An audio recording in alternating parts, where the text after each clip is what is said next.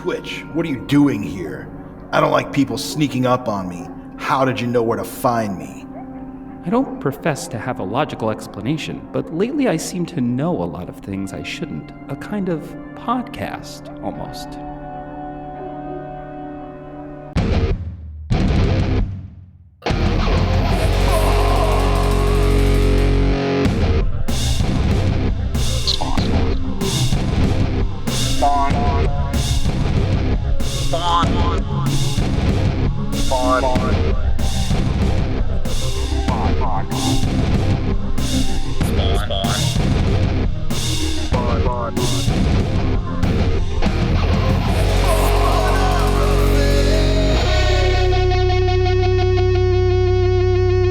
What's happening, Hellspawn? Welcome back to another episode of Spawnography. I am one of your hosts, George Marston, pronouns they, them, or she, her, and I'm here as always with... Pierce Lyden, pronouns they, them. And this episode is very special because we have a third person here on the podcast, a very special guest, Rob Duenas, a.k.a. Sketchcraft, artist of Spawn Kills Every Spawn, among many other works, of course. But we're very, very excited to have you here, Rob. Thank you so much for coming. Hey, what's up, guys? How you doing? Pretty good. Pretty good. How are you? Thanks for joining us on this Sunday as we're recording. Groundhog's Day. Oh, boy. Groundhog's Day! I know, right? I love that movie. I saw it in the theaters when it came out. First real date I ever went on, you know? Oh, wow. Yeah, it was super fun. But no, I'm super happy to be here. Love these issues, you know. Actually, this was a very interesting time reading Spawn. Bottom when they came out, you know. So I'm ready to chat about a couple of them. That's interesting. Go ahead, Pierce. Oh, I was going to say, did the person that you took on that date get sick of it because you just kept taking them to see Groundhog's Day? No, I had a very strict father. He wouldn't let me go anywhere. But funny enough, she did break up with me because I talked about comics too much. Oh. And then years later, I'm at Comic-Con at a booth. I worked at this video game magazine called Game Fan and Play.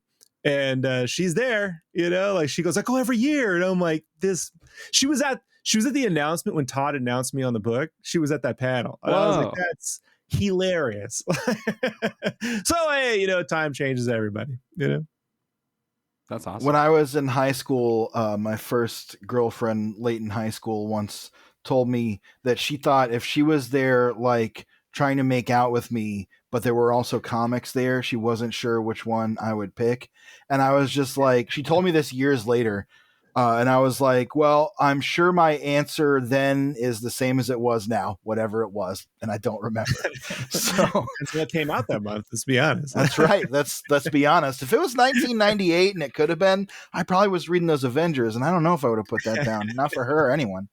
But it's very interesting that you were reading Spawn at the time these were coming out, because something Pierce and I often talk about is we're reading these in retrospect, almost binge reading them, and that's a different perspective. So you said you liked these issues quite a bit when they were coming out. How did you feel in general kind of in the lead up to this? Because Pierce and I feel like this is a strong era. I think it's an underrated era, to be honest with you. Brian Holguin, it was just weird. I say weird, it was just it was weird in that I had friends who just moved on from Spawn, you know. At the time, let's see, this is what year was this? 2099. 99, right? So I was in the Army, stationed in Germany when these came out, and they didn't carry Spawn at the PX. So there was a series of comic shops, they had like 3 of them, called Terminal, and Terminal 1 or 3, I can't remember which one, was in Frankfurt, which wasn't too far from me. I was stationed in Friedberg, Germany, where Elvis was stationed. I would go down to Germany, and there was this German comic shop, but they had a downstairs. And if you went downstairs, it was all English comics. So I was able to get my Spawn down there, which was really nice. I felt like I was going into a dungeon. Kind of looked like Cagliostro's library, you know, in some ways. It was very well done, but it was cool, man. I love that period. That was my favorite thing to do on the once a month. But the book was in this transition phase from being like a heavy metal superhero comic to more like a Seven Shyamalan kind of, you know, episodic vibe, closer to the cartoon. I like both. You know, Mhm. I think Spawn works best when it's a hybrid of both, like the mainline Spawn book. You know, it needs that big heavy metal meets superhero, Capullo, McFarlane, Capcom over the top, but then it needs this. What I think of all people, I think what's his face, writer of they're gonna be so mad I don't remember his name. Guy who wrote Miles Morales. Oh, Brian Michael Bendis? Bendis, Brian Thank you. Bendis. When Bendis took on Sam and Twitch, Yeah. right? The Sam and Twitch miniseries, that's when it really changes. Like even like to the point there's a couple issues. There's one specific issue in the Spawn run where like they even do the word balloon the same way as the Sam and Twitch because he had a very specific way of writing the word balloon. So you felt like you heard people talking. It was a very interesting way of writing. And so I felt this was trying to incorporate some of that. You know, you get some of it like in issue 29. Remember when Spawn's cape got blasted and he's like on the road back to New York or whatever, and you get some of those one-off bits. But I think like these were also colored so well. I really want to give props to Haberlin and Kemp and whoever else was uncredited behind the scenes. You never know.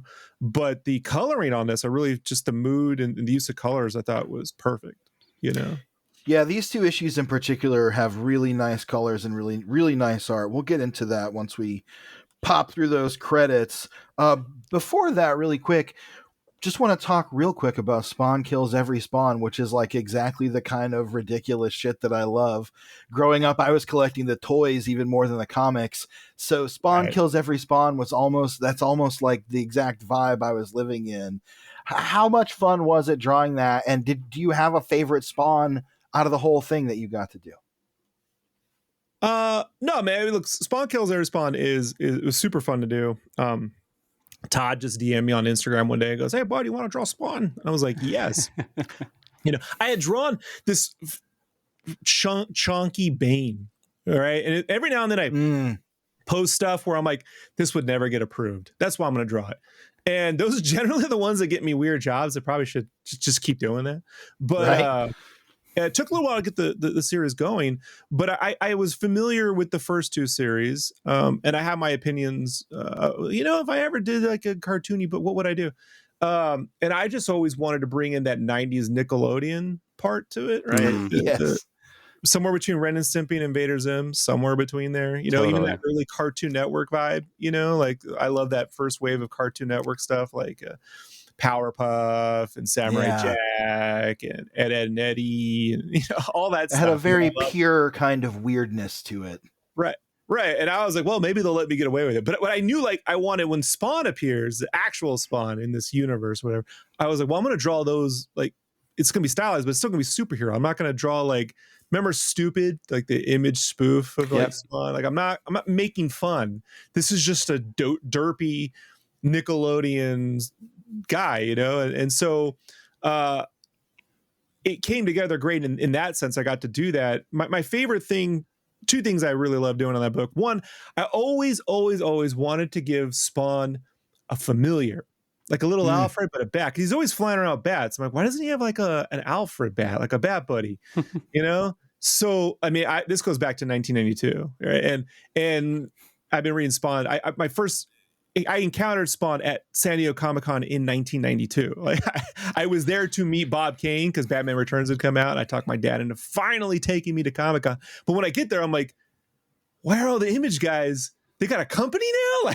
We didn't have a comic shop in my town. I lived in the outskirts of San Diego and Lakeside. We didn't really have a comic shop at the time. So I didn't know that I knew of these guys individually because you'd get a random comic book and you'd see them, but I didn't know. So around the 90s, the Mighty Ducks was a big deal, right? Oh, hell yeah. Of course. Right. And so I know Todd really liked hockey. So I always wanted there to be a Mighty Spawns comic. Like, what if there was like kids, right, little hell kids who turned into hockey players and also fought demonic? What if there was? Right. Keep that one in your back pocket. Well, I gave them a cameo in Spawn Kills Every Spawn issue 1. Right. They're actually there. I finally drew them. So they are canon on some level. I put their logo all over, so there's no mistake. Amazing. But I figured that's where I could put this cartoony bat thing because I didn't think a cartoony bat would work in the main book. But this book, I was able to actually put Buddy in there, and I never asked. I just drew him in every panel. Like pitch things, it gives them an opportunity to say whether they, I know, you can't describe art. It's like describing what food tastes like. You have to taste it. Describe. It's actually pretty good. You don't know what it tastes like until you taste it. So I just drew Buddy everywhere. I mean, that's how the Silver Surfer happened, right? Jack Kirby was just like, fuck it, I'm drawing the Silver guy on a surfboard. Yeah, surfers on every cool. page. What if one's chrome and naked? Gonna get away with it, So that was awesome. But my favorite Spawn I've ever wanted to put into a comic, and I wanted to put more of them. I kept saying, man, let's do it.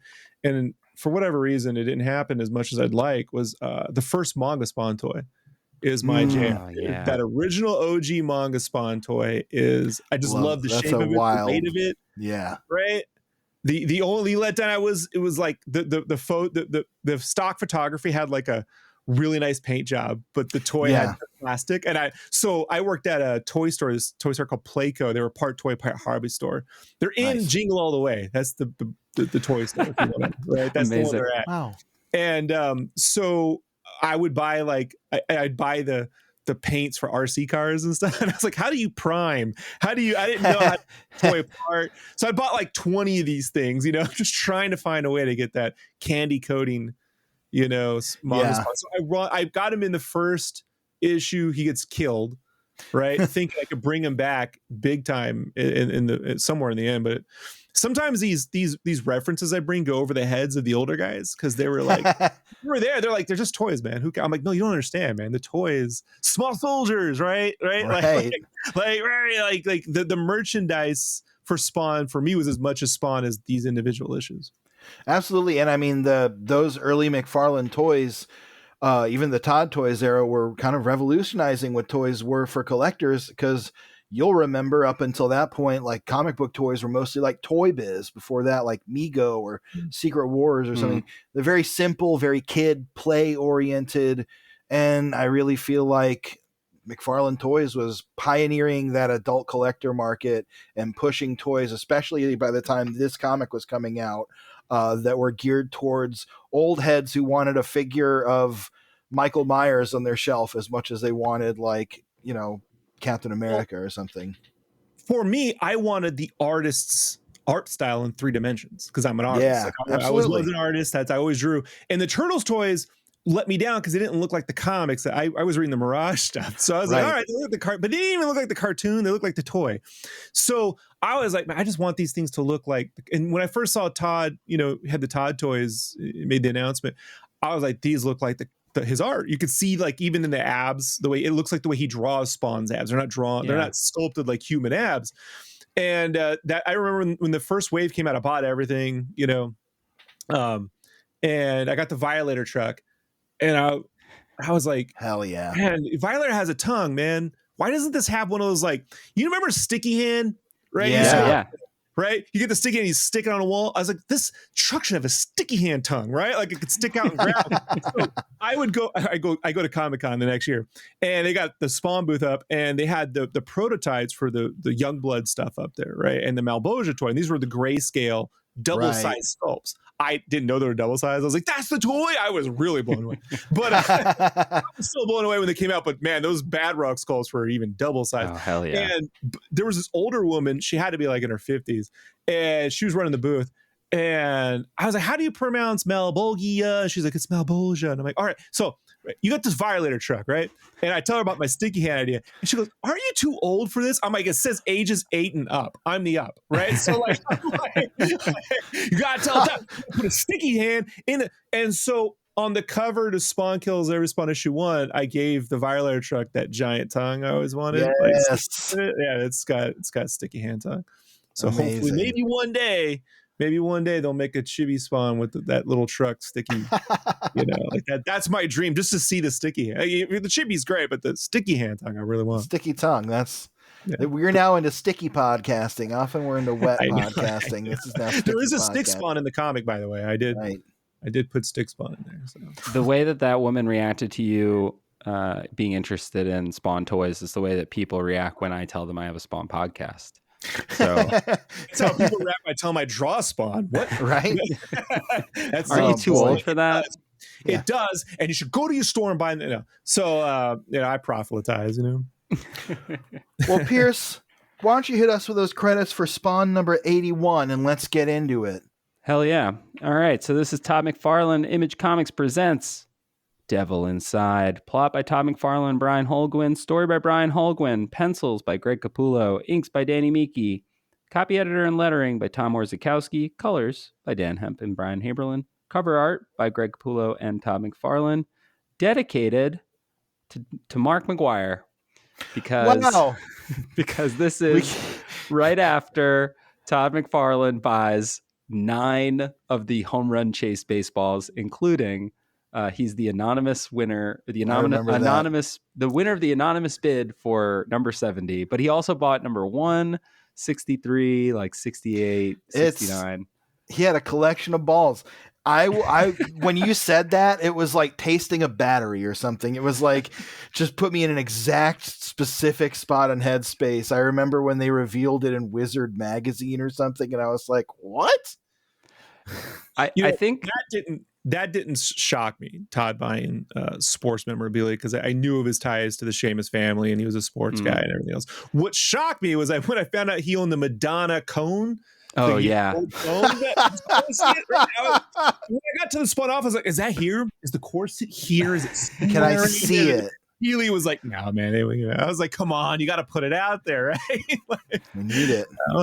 I think that one of the reasons when people ask, like, why do you even do this podcast? I'm like, because I think Todd McFarlane is one of the most fascinating people on the planet. And they're like, why? And I'm like, because he bought the 70th home run baseball. And they're like, okay. And I said, he bought it so that he could prove to Major League Baseball that he should be allowed to make baseball toys. Like, hey, I care about baseball. I have this thing. What if I made baseball toys? And they got to, which is crazy. So hey, A+. Now, is that a true story entirely? That, I don't know, maybe not. That's the great thing. Who knows? The legend of Todd McFarlane far exceeds the person of Todd McFarlane, and that's crazy because he's a pretty big personality. So Spawn 81 opens up on Merrick, Long Island. And every time we see Long Island or even Queens in this comic, it's like one the house. Wilderness. It's like a cabin. It's like an Airbnb in West Virginia. For those not in the know, that's not what Long Island looks like, at least not most. This is closer to what Long Island actually looks like than what Queens looks like. That's true. Not what Queens looks like. Long Island has some woods on it and stuff. Yeah. But, speaking of baseball, we're catching up with a little guy who's got a baseball posters all in his room. He's sneaking out of his room into, it looks like his dad's study, and he finds a gun in his dad's drawer. We learn that this is Mark Lucas, and that something bad is apparently about to happen, because as he's holding this gun, we see this creepy, shadowy figure kind of looking at him through the window with green eyes, almost like a hellspawn. And it says, when it's all over, everyone will agree Mark Lucas was a good kid. What action figure does he have? Which one is that? Creech. Is that Creech? That's what I hell thought. Yeah. That's the Creech. Little Creech Easter eggs all through this era, because that's, of course, when Capullo was doing Creech at the same time. King Capullo. Well, not to go into business for myself, but I just did an episode. I do a show called the Sketchcraft Shout Out with my buddy Uncle Jerk from Jerk Comics on YouTube, right? He does a lot of, Jerk Comics. He does tons of interviews. He has a 7-hour interview with Kelly Jones. It's crazy. But we just covered Capullo's black and white issue 1 of Creech, that because I bought some Spawn pages from Capullo like years ago, and he gave me the black and white because I didn't have them. I'm like, man, I never had these. I was in the Army when it came out, and he gave them to me, signed and stuff. So I've been on a Creech fix all week. Hell yeah. So nice. I picked the issues up again. Let me reread it because I know them, but I go, oh, Creech, awesome. Serendipitous. Well, the next day in church, we're getting more information about little Mark Lucas. He was always polite, did well in school, the quiet kind, never caused any trouble.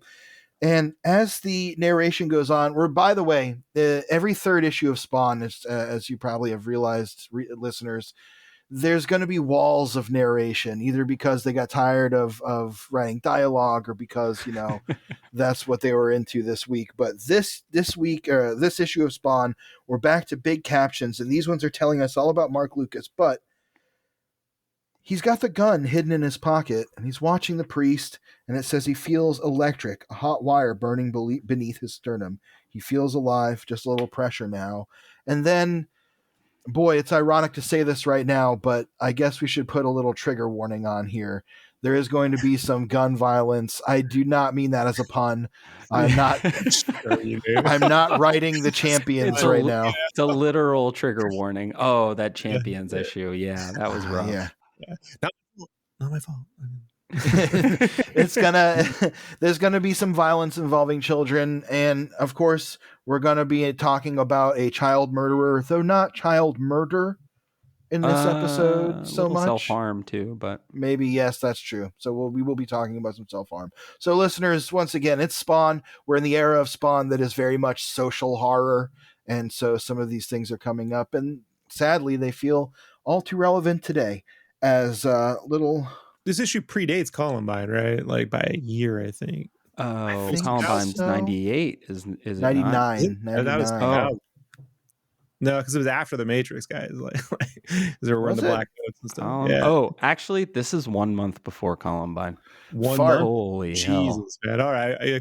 Like I told you, I'm a little in the Army, man. Every day is a blur, right? So you're just like, what's it? What was the, like I have a hard time gauging when the events exactly happen. I will say this, though, about the narration. I know modern comics fans seem to hate this. Then they also complain they read the issue too fast. So I'm like, guys, look, if The Dark Knight Returns can have narration, any comic can. Because as far as I'm concerned, the greatest modern comic of all time. So, and it greatly influenced Spawn. You see the DNA Absolutely. of The Dark Knight Returns everywhere from issue 1 on up. So yeah. Absolutely. And I mean, the narration here is good. It's not a bad wall of narration. Some of this issue will feel a little heavy with it, but I think in general, especially in this era of Spawn, when we're getting those big narrative captions and those big walls of narrative captions, they tend to be a little more artful than the era where it was just describing what's in the panel, where it almost feels like we're just seeing the plot pasted into the boxes.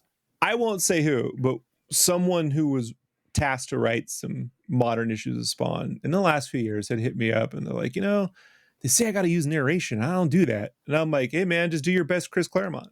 Truly. Absolutely. Chris Claremont, there's narration in God Loves, Man Kills and every one of those Chris Claremont comics. So I'm like, again, it's just sometimes people don't want to read. They want to breeze through it. And I'm like, I don't understand. Personally, I don't understand it.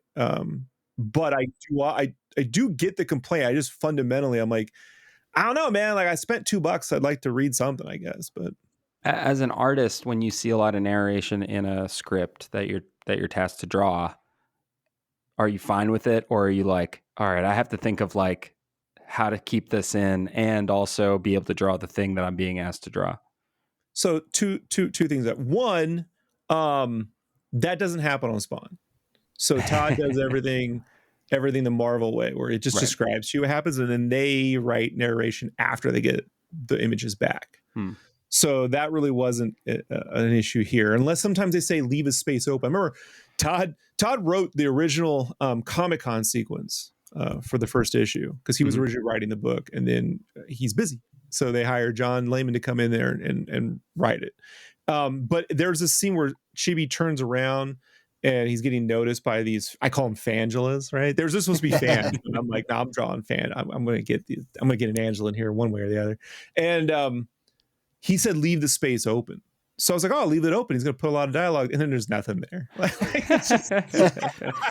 then people go, why is there space open sometimes and then filled with details in the next? I'm like, hey, man, like, is this synergy? It's like a band or a jazz band between the artist and writer, where I'm like, man, I left you some spot. And then when I draw some stuff, sometimes they're like, they get real inspired to write and they cover things up. And it takes a while sometimes with certain people. But I have drawn from scripts that have that in there. And when that happened, I was drawing this book called Monstres, and the guy who created that was Kevin Grievous, who wrote Underworld, created all the Underworld movies. Right. Yeah.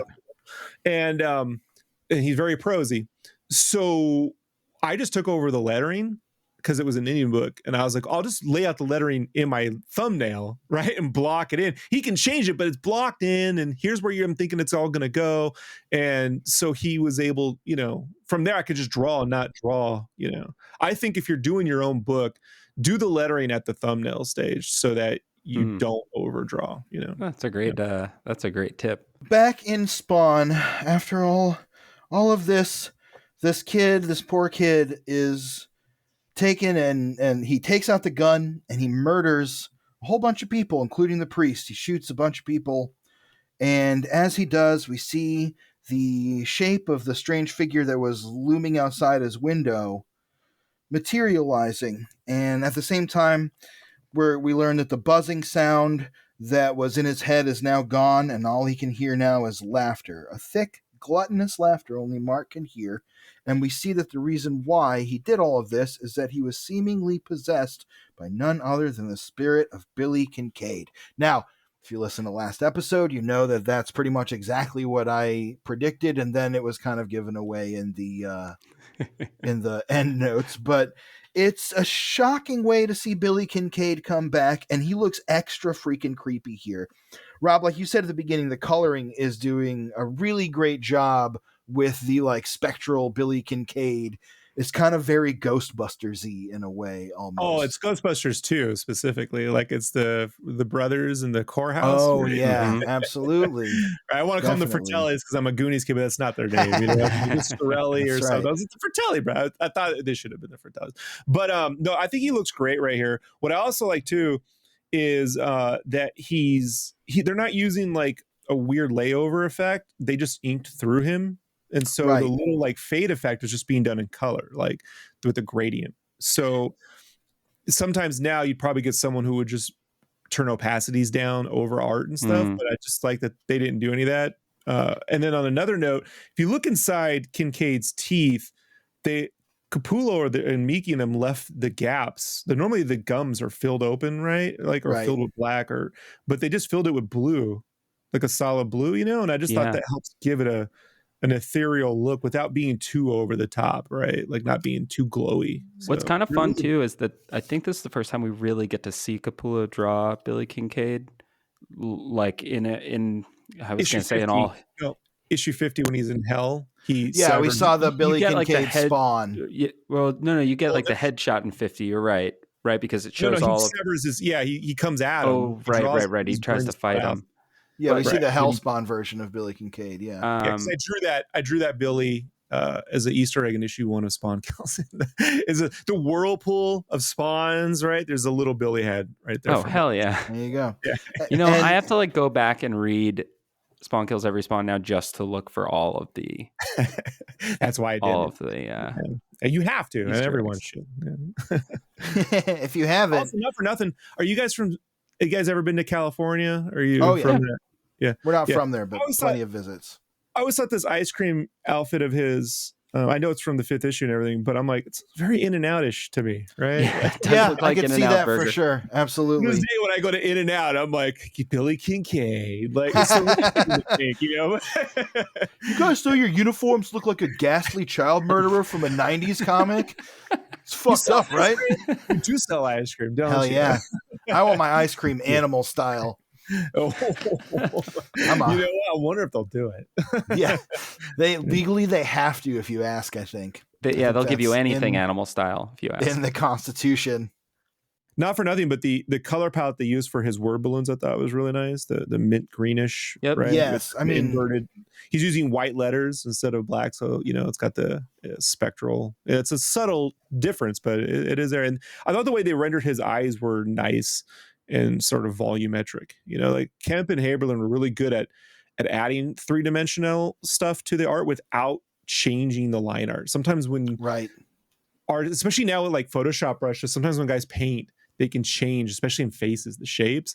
And I had notes with my colors, hey man, lay off the faces. You can change the shape. Everything else fine, but faces, no. But I thought this is you look at this. I mean, it looks like a 3-dimensional. Figure would be did we ever get a ghost toy with the Kincaid? I don't think so. I know that we got the cover series, but even though it wasn't a cover, or the art series of him strung up And I know, I think we've gotten a couple of those, but I don't think we ever got a ghost one. That would be sick. They should That'd just be do a pretty wild. translucent, a completely translucent Yeah, one. that'd be sick. cool. Or if there's a way to do it where some of the figure's translucent, but some of it's painted over. Yeah. You know what I mean? So you get like Yeah. some of his, so it kind of comes in and out. You probably, I don't know. Todd, those guys are probably sweating if they hear this. Shut up, Rob. Shut up. This is also, we're off, kind of come through the era of Spawn where they were getting really heavy handed with some of the digital elements. There were a lot of like special guest thank yous to digital people just adding like the fog or the clouds or the bubbles. So they really could have really gone for it, like you said, with the way they rendered Billy Kincaid and the way they continue to render him. But it all looks really nice. The coloring is great. The lettering from the maestro Tom Orzechowski is, of course, also part of it. It's working along with all the coloring and everything else. And as you pointed out, the way the line work is interacting with the colors, it just really works in a way that I think at a time when digital coloring was kind of coming through, finding its feet, sometimes you could get stuff that looked like just one element on the page would look like the cover of Ultimate Spider-Man #1, like just 3D digital rendered or something, and it would just it's that Fleer Ultra Marvel 94 series, right? They painted over the line arts, and I sat in Walmart going, no, like I was the jerk kid. What are you doing? Where's the lines? But I stand now. I think modern colorists should be looking specifically. I always say, look at issues 50 through 100. Like if you're doing like, Court of the Owls mainstream, comics, and you don't want to go a limited palette, you want to go a little bit more. Look at the palettes that these guys used. And the way they rendered, which is simple airbrushing, like this is just lasso tool and airbrush, guys. Like, I've done quite a bit of this, so I know how they're done. And I used to bug. Haberlin was at Comic-Con when he was at Top Cow, like in '94, because he had a Macintosh Power Mac set, but I would bug him, like, how do you do this? How do you do that? Like I'd go back to the school and I got them to get a Photoshop copy so I could learn. I didn't know what the hell I was doing. So now that I have it, what do you do with it? But what they're doing here now holds up today. If this is as good as any modern comic, There are a couple moments, and I think we talked about this in our last episode, but there's one color that I don't love that pops up a lot, and it's like this brown yellow color that I understand why it pops up because it does provide some contrast. But there are times when I'm like, I don't know, the captions are kind of that color, the background doesn't really need to also be that color. If there's one color, if it pops up, point out the page. It's gonna pop up in on like the very, as we turn the page from ghostly Kincaid, we're gonna see Spawn kind of hanging out. He's slumbering. Yeah, so somewhere across town, reeling from the psychic backlash of the murders that have occurred with the spirit of Billy Kincaid, as he's been doing for murders throughout this area, he's kind of in touch with the city and its sins. He's kind of resting not necessarily in his Rat City alley, but in like an abandoned building. It says Manhattan here, not Bowery. For once. He senses what's happened, and as he awakes, he kind of goes bursting forth through the ceiling in this almost Superman-like pose. Now, the art on these two pages has some interesting contrast. I really love the moodiness of Spawn kind of brooding in his little abandoned building, and I really love the sequence. It's one of those classic Capullo like sequential inset panels where you're getting like his eyes sort of rousing as he awakens from his slumber. I love that panel of him asleep where you can kind of see his like skullish like shape of his face and stuff. Yeah. And then on the next page, I really like the sort of Superman-esque Spawn. You rarely see Spawn like bursting forth like Man of Steel flying like that. I think the color that Pierce is talking about is this sort background. Of like, it's in the gradient here. This is a little more brownish than the greenish kind of ugly. But there's a lot of pages in the previous two issues that are kind of just washed over with that color. They're just very filled in with it. Here it works, I think, because the page on the left is fairly blue. So it provides decent contrast to have a lot of yellow on the other side. But if I had to gander a guess, as to how it logically appears. And I've never asked, so I can't confirm it.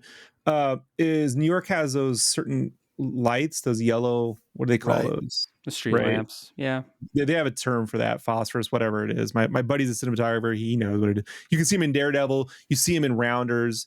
You see him, it's that. And so that's sort of like emulating that to an extent, but you need a fall off color. When you do that, can't go to gray. And if you go to blue, then you have a whole blue, certain things have to be painted. So the rooftops are reflecting the light, but then you have this other brick is red. When in the absence of color, it goes to brown, right? I do know, I initially pitched a certain color scheme for the book to Todd, and he was like, less crazy colors, bud, And so I think I wonder, and I'm like, I'm not going to argue with him, like I'll just bring him back. The 5th issue, Fourth and Fish, I brought him back. But the first one's more muted because I was like, you got it. And then when he stops paying attention, we bring the colors back. But I think at this time it was a difference, but I can say that when you put those neutral colors next to Spawn's cape, it pops forward without his cape having to be that. I'm not a fan of that DC hi-fi comics stuff. They're really great professionals, but I'm not a fan of that candy coating, thing. Like this has that pop, but it's not, like right in your face with it. Yeah. And that's why I'm not an artist, because I don't know anything about anything. Well, I think this page looks pretty good. I think that brown background works here also because he's busting through the wood and there's debris everywhere. So it starts to feel a little more logical. From there, Spawn bursts out of there to find the source of the evil that he's sensing. From there, we check in on Sam and Twitch, and they are lamenting that though they are being lauded as heroes by the city and the people for seemingly catching the exterminator who's killing the houseless people, they know that something more is still going on. Now, we know that Sarah Frost did kill all those people and was guilty, but it doesn't stop with her. Sam and Twitch have learned this because, very Seven style, they get a box with a head in it that reveals to them that Billy Kincaid is alive. Now, they're lamenting both that their hero status is, they feel, kind of bullshit because they didn't actually stop the murders. They just stopped one person committing them. And also, they're trying to figure out if Billy Kincaid could somehow be alive again. They know that Al Simmons was resurrected as Spawn, so they're trying to reason out, could Billy Kincaid also be part of that? And we get another Capullo version of, I think we've seen him do this before, of the boys screamed, girls screamed, him hanging with his chains and stuff.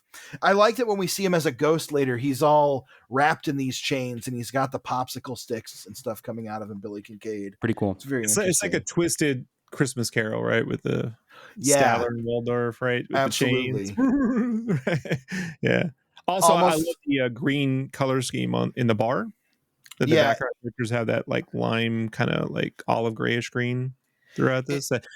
That was one of the things when Todd was like, realistic colors. I'm like, but this was actually one of the reasons why I wanted to do this issue. This was actually the part I was like lamenting. I'm like, but look, I mean, these people aren't really green and it looks great. So right. It's kind of like that billiard light kind of feel. Right. The billiards. Yeah. Because they have the big green like glass lamps, like a desk lamp or whatever, library lamp or whatever. So, they're arguing over whether Billy Kincaid could be alive, but Twitch is kind of just like, look, all I know is Spawn's alive and he used to be dead, so it could be. And they're kind of trying to figure out what they're going to do. They realize that they could be in a lot of trouble if it turns out they didn't actually catch the killer they purportedly caught. And Twitch is like, well, I think that we were one day celebrities and it'll blow over. Just as he's saying that, this guy comes up to them and or the waitress comes over and says, didn't know we had celebrities in our midst. These guys bought you a beer. So I really like this part where I love the end of this page where they're just kind of sitting there and they, cheers the people at the other end of the bar. And then Sam just says, we are so screwed. And Twitch says, oh yeah. And it definitely has, like you said, Rob, a little bit of that Bendis-y, bantery kind of feel anytime we catch him with Sam and Twitch now, because it feels a lot more authentic here. You know, we've talked about it a lot on the podcast. Sam for a while was portrayed as like almost like Shrek or something, like just farting and snotting and like toileting his way around. He's now kind of become, you know, a little bit of an oaf, but he's more determined, and the dialogue is less like, oops, I sharted my pants trying to get in my car. And it's a little more like hard boiled for Sam. The way I thought about it at the time was the early Sam was like John Goodman in Raising Arizona. Okay. And this Sam is like John Goodman and Roseanne, or yeah, you know very like, much so. Even to some extent, Big Lebowski, right? Like right, like just no, a absolutely. I mean, like, let's be honest, man. Walter and Donnie are Sam and Twitch for me, like Steve Buscemi and yeah, pretty much. That would have been great casting. That could have been. Right? The spawn that could have been. Also, not for nothing, I had really hoped at the time, I thought they were taking the characters down, like, rather than trying to solve crimes as detectives, they were going to become more like paranormal detectives, which with like Dylan Dog, or later on, a year or two later, when Angel got his own series, he was like solving supernatural crimes. I thought that's where they were going to go with it, and so kind of never really materialized. But yeah, I love this last panel, by the way. It's so good. Sam drinking the beer, the expression's very. His hand looks so good. The hand. Capullo's just a great. He's great with his character acting. He picks incredible moments where you're like, I don't know, where it feels like the panels are in motion. You can feel his Will Eisner influence. Yeah, you know? Absolutely. When he's drawing super figures, I see Bridgman, like Bridgman's figures, and that's solid. If you know who Bridgman was, but when he's drawing his figures, it's very Will Eisner's spiritish to me, you know, this particular era. I can absolutely see that. I also feel like a lot of his cartooning, especially his faces, there's a lot of Jack Davis in it to me, especially with certain inkers, like the way that he really focuses on shapes and forms, even in human faces and stuff. It's very cool. And I'd say Carlos Maglia. If you go look at Maglia's work, you know, you recently did a little bit of a deep dive over on your channel on Maglia, right? Yeah, I have the art of Maglia a Go-Go, which was this like oversized art book they did after he passed away, and every now and then you see like random head sketches. Matter of fact, in the Creech they did a prelude, like a preview. There's like head sketches, like loose head sketches. You can really see Maglia. So I always wonder, and I've had this theory, and I'm afraid to ask Greg because he'll kill me. But you never know how people take it. But I mean it in the most positive light ever. If you go look at Maglia's Cyber 6 comic and the way backgrounds are drawn, and then you see Capullo around issue 30-40 of Spawn, the way he draws rooftops and buildings, you can. I mean, it's so uncanny that I'm like, I think there was an influence, but I can't, say forever. And it's just fascinating to me because I like to see when people hybrid things up. Like when I see McFarlane taking Terry Austin and Bill Sienkiewicz and Michael Golden, right? And then putting his own spin on that. They're all there, but they're all Todd. You know what I mean? So I always wondered, I think that's part of the fun of studying comic art and creating art as well, is finding those keys and figuring out how to use them to unlock your own doors. I think that's such a cool sort of seeing how other people have built to their style and stuff as well. It can be very informative and also just interesting. So we catch back up with poor Mark Lucas. He's hiding in the basement of his friend who's kind of been sheltering him since he ran away from the church, where he murdered several people and injured others, as we'll find out. But he's just being haunted by this like grinning, grimacing spirit of Billy Kincaid in the shadows. And he doesn't know what to do. So he's just kind of stuck in this basement. But his friend is telling him to leave because it's dark out. We'll catch back up with Mark in a minute. Before that, we're back in Manhattan catching up with, what was his name? Ethan Crone. Ethan Crone. Bizarre goth crime writer Ethan Crone, who is sitting here with a friend, and they are... right? With his agent. Yeah, that's right. He's got a book to deliver. Yes, and he's talking about Spawn and how Spawn relates to his writing on the end times and the metaphor of the end times. It's interesting in a way, the way that Ethan Crone discusses Spawn here, because he discusses him as an urban legend and a myth that has sprung up from the fear of the end times that is gripping people because of the way society feels and the way it's progressing. And throughout this arc, that's been part of the theme, is like, we get a lot of those monologues that are like a real rain will come and wash away all the scum and the filth. And he says, Spawn is rubbish. She asks if he's going all X-Files, and he says, no, Spawn is rubbish, but the interesting question is why people believe in it. What I think is very interesting about sort of this dialogue and this conversation they're having is, we know Spawn is real, so there's obviously some foreshadowing here that what could be interesting will be how Mr. Ethan Crone finds that out. But also, it's interesting to when a writer is commenting on the thematic feeling and the themes that are going on in their own work as it's happening, it can feel very meta. And I was reading this questioning, like, is this an intent in voicing what the actual themes are right now, or is this kind of a mirror to that? It's just very interesting and cool writing to me.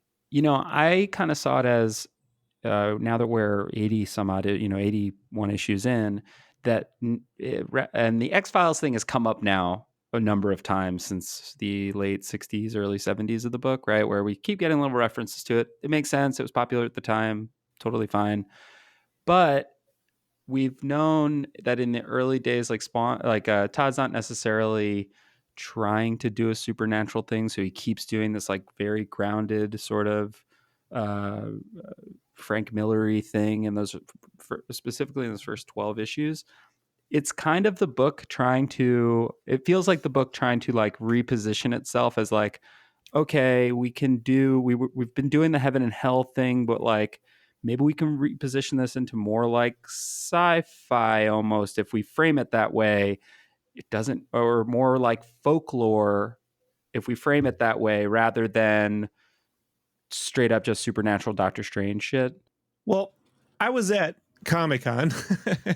Look, Comic-Con before Spider-Man came out was a different thing. So like 1962? No, I meant the movies. It certainly was a different thing in the 70s. My uncle was there for those. And but before the first Spider-Man movie came out, it really was a place for comics. And then there was movie stuff, usually at a panel somewhere upstairs, obscured. Not a lot of people were in those rooms, maybe 100 people tops. And I love going to the movie panels because I always wanted to know what's coming down the pike. And I was at the panel when Todd announced who was playing Spawn. The guy sitting next to me, I kid you not, was Michael Jai White. Oh, hell yeah. No Fuck clue. yeah. He sits up. I'm like, this guy, I was like, Tyson, because I had just seen the Tyson HBO documentary. Right? Yes. I was blown away. But so I was like, I keep going to these movie panels, and I was at this one New Line one, and one of the VPs, some bigwig at New Line was there, and I didn't, but someone asked about doing another Spawn movie. So this is like, okay, this is 2001. This is like right before, right? This is right before, and he goes, Todd keeps bringing me a script and he keeps wanting to make 7. And I make the guy produced 7. So he's like, I already made that movie, Todd. I don't want to make 7. I want to make a Spawn movie. So not to say that you can't have a blend of both, but clearly there was a desire on Todd's part to move it more toward sort of a grounded thing that spawns a spooky thing in the shadows. And I think he positioned the comics at the time to sort of reflect that idea. So if you said, I want to make a Spawn comic, you could open up 50 issues of Spawn and say, look, it's been this way for just as much as it was the other superhero thing, Right. But yeah, I think that's what you're seeing here is them trying to work out how to do that, So, Definitely. And I think it's working. I mean, I think this era of the book, like you said, it's underrated. We kind of were talking in our last episode about how, my perception of Spawn, the Spawn of this era, was kind of that it was a throwaway comic. It was just there on the shelf every month. It wasn't something I or my friends were reading. Going back now, I'm like, no, this is good comics. This is interesting. It's really cool. It's not like here's where he teams up with all the Image characters to fight all the Image characters, right? Like it's not tied into some 13 part. I mean, you got to remember at the time, if you picked up a Wildstorm book, it was like Wildstorm Rising, Wildstorm, or Maximum Awesome Extreme Sacrifice. It was all these gimmicky trying to get the sales and spawn. Todd was just cranking out monthly issues, and you got like a complete story. You got like a 1 or 2 parter, you know, and there was just these fun little procedurals. It was more of a procedural thing, and that's what I appreciated about it every month, you know. Yeah, it's very interesting, and it has that like noir horror, like Seven social horror kind of thing going, especially in these issues, and we'll get more into that as we catch back up with Spawn. He's now with Cog in their little hidey hole in the museum where Cog keeps his archive. Honestly, Cog's little archive looks a lot like the room where I'm recording right now. My room's just more well lit, but it is laden with tomes and skulls and candles. That's very true. They're kind of discussing that that Cog has discovered more about the symbol that's appearing on people who have been possessed by Billy Kincaid and done murder in his name. He calls it the Diabolus Interium, which is, I think that's technically correct Latin, which roughly translates to demon within or devil inside, which is, of course, the name of the arc. And he basically just explains exactly what's going on, which is that Billy Kincaid is a spirit from hell. He is possessing people, so the people are killing all their victims, but they're doing it sort of under the control of an evil demonic spirit, and every person he kills, or every person he possesses, makes him stronger, and their sins make him a greater demonic possession. And Spawn says, how do we stop it? And Cog says, I haven't the faintest idea. I love this Spawn face in that bottom panel here. That's just like prime Capullo, Miki, like gritty Spawn face. I also love the newspaper that says Todd buys balls. Like, yeah, taking a little shot, you know. That's funny. Super funny. That face you mentioned too. One of the things I love about it in the coloring side is they did this thing where they made his teeth like a peachy orange color, and then they contract the selections and airbrush blue in his teeth, and it just has this cool orangey blue. You don't normally, you know, sometimes you just see teeth associated with yellow or white or something, right? But it's a totally different thing. But yeah, the whole layout here is fantastic. Specifically the way he gets a full figure approach on the top down. So you see behind Spawn, you see Cagliostro on the desk, and this is when you only got like 1 or 2 pages to sell a room. You're trying to sell the world building in an image. So if people start looking around, they can kind of get a feel for what everything is. And it's like, you know, you got to do it with extreme close-ups and almost like extreme pullbacks. And it's a little bit of a trick with these kinds of layouts to get the anchor image, as Todd would call it. He'd call it an anchor image, and then you build around it. And Greg, obviously sort of a master at doing that, you know. We've seen that. We saw that the last time that we got to see, or the first time we saw Greg draw this space as well, which was kind of fun because we saw Dwayne Turner draw it in the issue just before that. He gets to do like the first appearance kind of this space.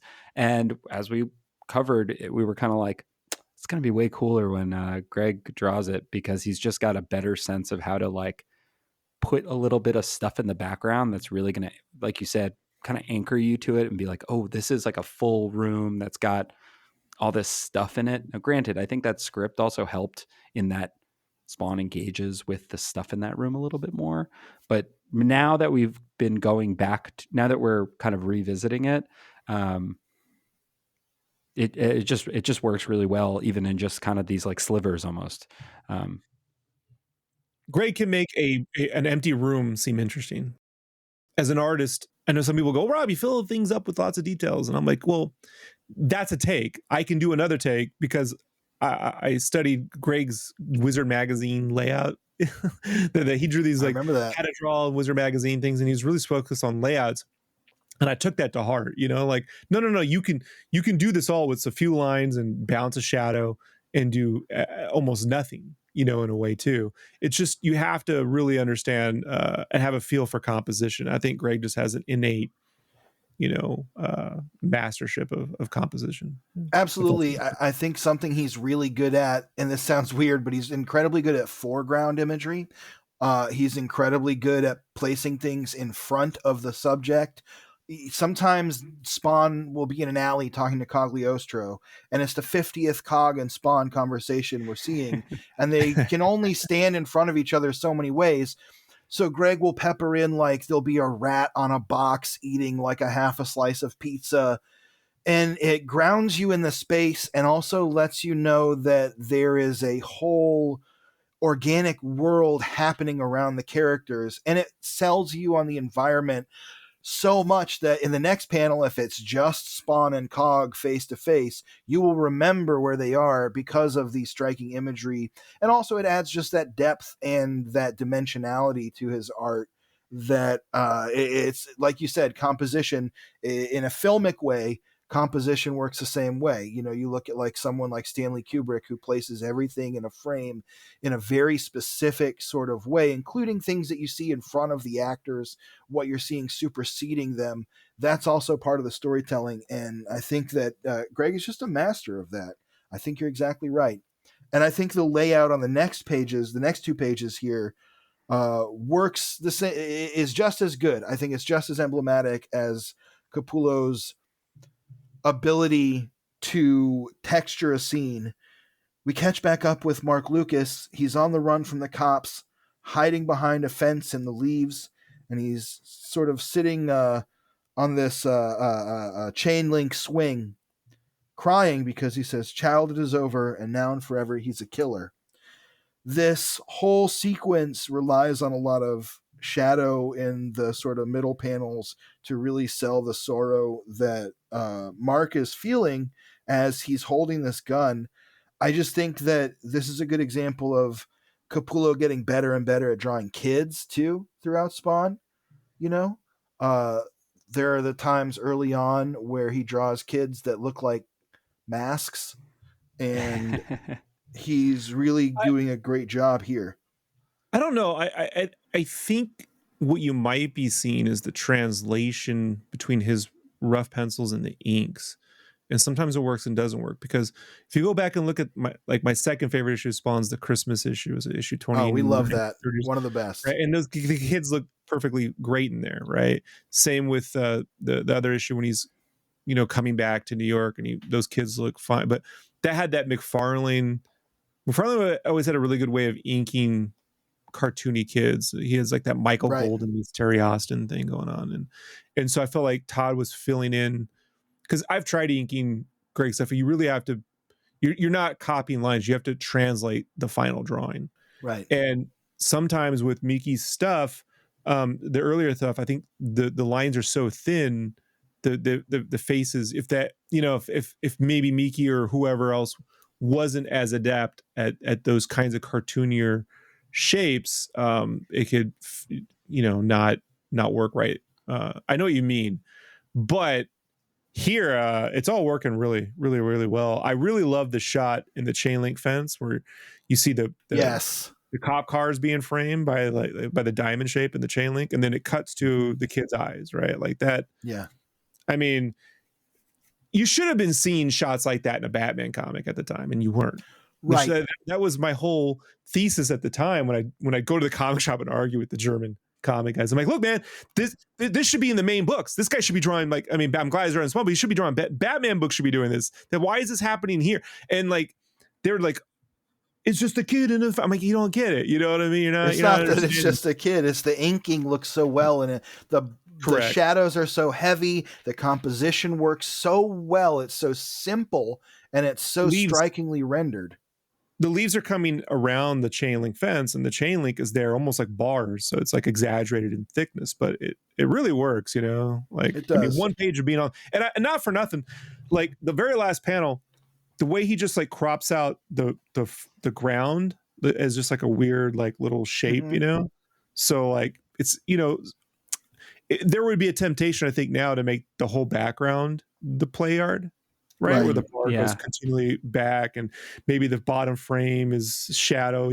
But here you just do that you just draw out this, interesting shape, and the coloring obviously, makes it work too. The color palette of the greens to purples, very nice, very pretty. I think that all works too, as far as like the world kind of closing in around him, right? Like there is no full background there because there's not, Right. he's not seeing necessarily like a way out. He's not seeing a full. And I don't know how much that's intentional other than intuitive. And I feel this is just Greg is just an intuitive storyteller. When he's doing this, it's like, I mean, it's there, but clearly it feels like it feels effortless. It's super nice.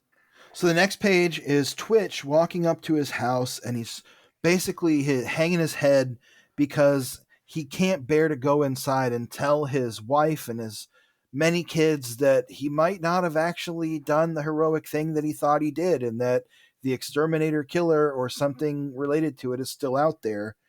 The captions here work really well. There's a lot of them, but I like it. I like what it tells us about Twitch because we rarely get a lot of more interesting insights into him other than hot wife, good at shooting, somewhat more analytical than Sam. And when we talk about the Will Eisner influence on Greg Capullo, these pages of him walking up to the brownstone in a trench coat and like the droopy hat and everything, like it just really echoes some of that kind of cartooning. And I think that's really cool. It sells a very simple image, which I like, which is just Twitch having this interior conflict of like, do I do the right thing and figure out how to solve this? Do I hold it inside? And we really get that sort of insight into Twitch. We also find out that he's kind of like getting these weird sort of feelings ever since his brain was blasted and then saved by Spawn. So we cut from Twitch's conflict to this kid Mark. It's Mark, right? Yeah, Mark Lucas. That's how bad I am with names usually. Mark Lucas is in the church. He's looking at this very Catholic rendering of Jesus Christ on a cross, very, very strongly violent crucifix. And he is just crying, begging for forgiveness, saying he didn't mean to hurt anyone. He'd do anything to take it back. Unfortunately, as he says, it's all too late. He says, "Forgive me, please. Forgive me, Jesus. Take care of my folks. Tell them I always love them. I'm sorry. Bless me, Father, for I have sinned." And unfortunately, that's the end of Mark Lucas. He takes his own life, and it's very tragic. I mean, another young life stolen by Billy Kincaid in a way that's not as gruesome, but as chilling as his other crimes. And again, the rendering on these two pages is just cinematic, the negative space of the cross where the the stained glass would go is almost looks like a demon's mouth of some sort. You can see like the eyes and like a jaws, right? Like absolutely. And I mean, that's the kind of imagery that Spawn has kind of grown into, is that sort of like heaven and hell clashing, purgatorial sort of like, this is a church, but it's not that holy kind of feeling. And the final panel, this sort of, as you would say, the anchor drawing of the kid's face, the silhouette of the church, that kid's face is just so devastating. Like you can see that exactly he has what's coming next, and it's just you're like, please don't. But yeah, my little I had a little stepbrother around 91. They moved in, and he was like 3 years old. And whenever he'd start to cry, he'd get like the upper lip chin wobble, Yeah. Right. And so when I see this, I'm like, oh, it's Mark, and his name was Mark right? too. So it's like, oh, that's all right. Yeah, I know. Well, after Mark does what he does, there is a candlelight vigil outside the church. People are kind of wondering what's going on, why all this happened. It's very much like the real questions that are left. It's a very reflective. There's a lot of verisimilitude with the real emotions that people still experience when these kind of violent acts happen. We have the talking head reporter, one who is the most just sort of a straight up regular reporter here. Connie Kind Chung, of. right? Yes, Yeah, exactly. very The Connie Connie Chung. Chung in the analog, Right. doing her reporting. And again, some really beautiful cartooning and some beautiful coloring on this page. I think that main panel of everybody at the candlelight vigil, the colors are just really perfect there. I love that they didn't fully ink in and spot the blacks of the rest of the crowd. Normally, I would prefer that they had. I tend to like a spotted black more than like that kind of scratchy implied shadow. But here it works so well to sell the emotion of the moment and the lighting with the candles. And yeah, I love this page. Also, the tape is Crime Lab scene is a Crime Lab Studios. It's Mickey's like inking house, right? Oh, I was There we wondering go. about that because I was like, I don't know that you put Crime Lab scene. Right. There we And go. he started. I don't know if like now they're using Crime Lab at this point, but they do by the issue 90 or so, because I have it's at least Crime Labs. It's on the pages I have like stamped at the top. So, but yeah, that's Crime Lab. I know. Cool. And then This next page, just classic Spawn on a steeple. It's just the cape, just shreds of a cape. I love that Spawn's cape is so amorphous that any artist can draw it any way they want at any time and it looks right. I like this whole sequence. I love Spawn waiting for the looking at the waiting for the cops to leave. I love Spawn sneaking past the cops, waiting inside the church and looking at the candles, and then Billy Kincaid addressing him that last panel. This whole page thrives on those spotted blacks to me. It almost looks like a Mike Mignola page because it's just those like shapes of black that kind of guide the eye on the page. And it serves as a contrast, I think, to the other page. It looks more striking in relation to also that. not for nothing, I always wondered if that panel where he's walking by the candles was a nod to the shot in Batman 89 where he's in Oh the yeah. cathedral and he's like Yeah. he hunches over, he falls over, he knocks over the pews or whatever, you know. So on this last panel, as Spawn's eyes almost look like they're filling with tears. Yeah. He's almost got necroplasm leaking out. A spectral voice from behind says, "Care to make a donation, friend? I'm starting up a collection." And we get a really disgusting splash page of Billy Kincaid with his collection of spirits whose deaths he is now responsible for, the people who's possessed and turned into murderers. And just the look of Billy Kincaid here with the chains hanging off of him, with the popsicle sticks and everything still stuck in him, his shredded uniform. This looks so creepy and cool. There's, you know, one of the things I love about this Ghost Kincaid is at the time I was thinking, you know, okay, it wasn't at the time, but it was after that 2001 when he's like, you can't just make 7, Todd. Is that, but you could do this thing where you have a Kincaid as a ghost who's ghostbustering people, right? You know what I mean? Like in terms of like, he's like a Zool kind of character, and Spawn and Sam and Trisha are having to have a B story. The A story is, you know, the Spawn versus whatever, you know, giant threat, but the B story is the lead up to it, right? Like, you don't just have to do the clown or something. You can have that Ghostbusters kind of like the first movie kind of terrorizing ghost element. And I really wish I had pushed further with that, because I just love the visual, man. I thought it's an underrated look, you know. Yeah. It's a really creepy look for a villain here, and Billy Kincaid, just with the chains like kind of covering his shame and everything. His hand all looking nasty, like his weird, creepy, jagged fingernails. It's just great. I mean, as much as I can say a drawing of a naked child murderer is great, this is maybe one of the best. But he's a villain. He's a villain. So it works. That's exactly right. The thing that's also kind of great about Kincaid coming back is that what we've gotten in the letters a lot recently is because the kind of lead up to this, where while it's been hinted at that something's coming, something's kind of lurking in the background, there's been a lot of letters that are like, where's the stuff we know?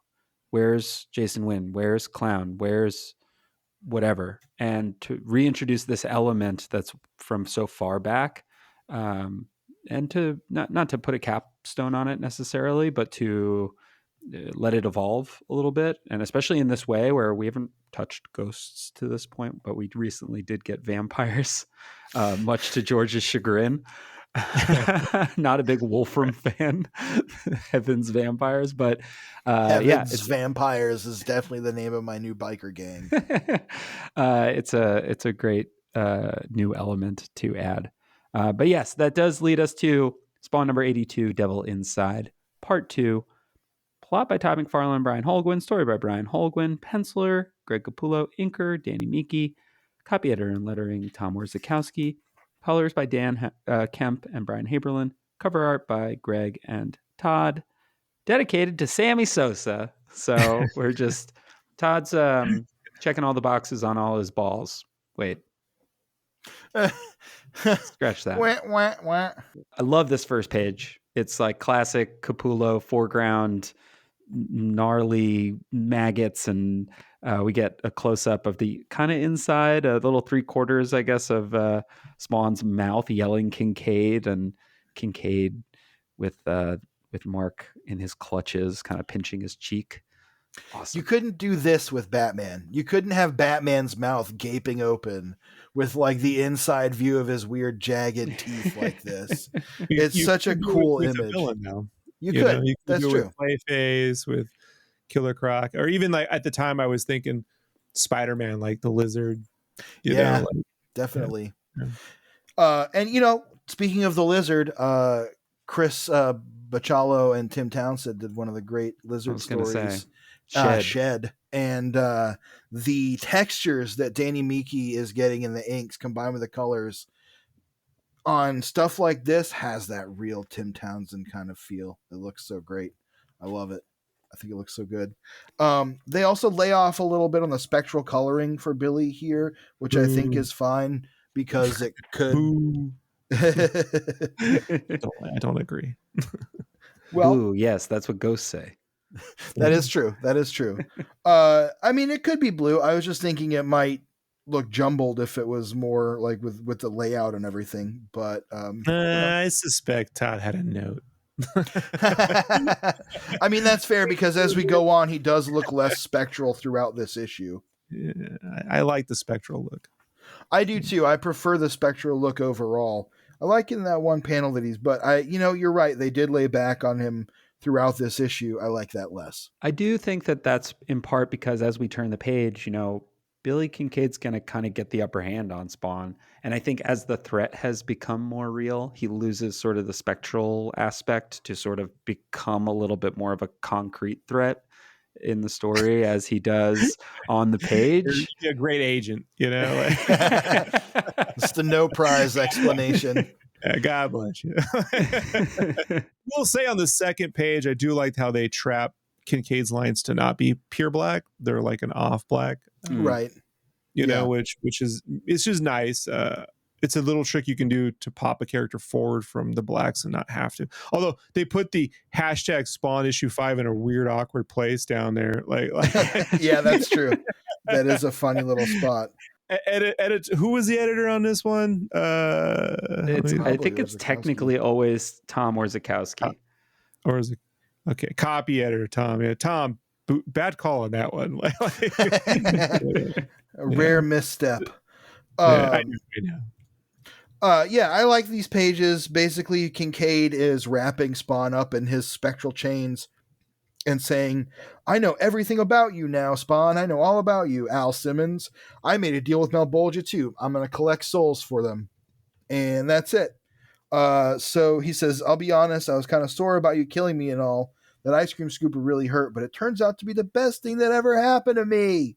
Which, that's kind of Spawn's dilemma in a nutshell through a lot of this portion of, especially the portion right before this, where he's really struggling with the fact that he's kind of driven to kill people like Billy Kincaid, right. But it seems like when he kills them, they just get more powerful, and then he has to fight him in hell, and he's got his own Spawn symbiote. This is where, like, I wish, in hindsight, like at the time, I was like, we're going to articulate this in a way that isn't particularly articulated at all in any of the issues. It's that Spawn kills, which Todd had always said from the beginning. That's the difference between my guy and Batman is he kills. He's going to kill a guy. But what he doesn't say is, but when he kills them, they go to hell. And it just makes everything worse. Killing these guys has a consequence. Right. And now, not only do they make hell more stronger when he does that, because they're obviously not going to the good place. Now they can come back and wreak spectral havoc on people. And then how do I deal with that? And I don't know if he ever articulated that particularly. I just don't know. I wish more people had interviewed him at the time about that, because like that's something that Buffy had never dealt with, you know, like what if you kill all these vampires and they turn to dust, but what if they go to hell and just then they come back, you know, like you can't, how do you, you know, like even more powerful. So this could have been a really interesting transition phase, but it's like an idea that's positive. I think had Bendis had taken over, you know, the whole series writing wise or someone, you know, who thinks more like that. You know what I mean? Like articulates in a way that would intentionally explore that more. I think this particular run of stories would make more sense in an overarching arc, but that is what's happening. You know, he is finding out that there's all kinds of random evil in the world. And if you just kill it in his particular sense, like him, they will come back. And so just murdering the problem doesn't solve it. It's like, you don't really snuff out the root cause, but I don't know what the root cause would be like. That'd be a hell of a whiteboard session. I do want to say, as an artist, the top panel where Spawn's head's on the ground, but the camera's rotated, so he's looking straight at us, and Kincaid's going horizontally is a fantastic technique. Love that.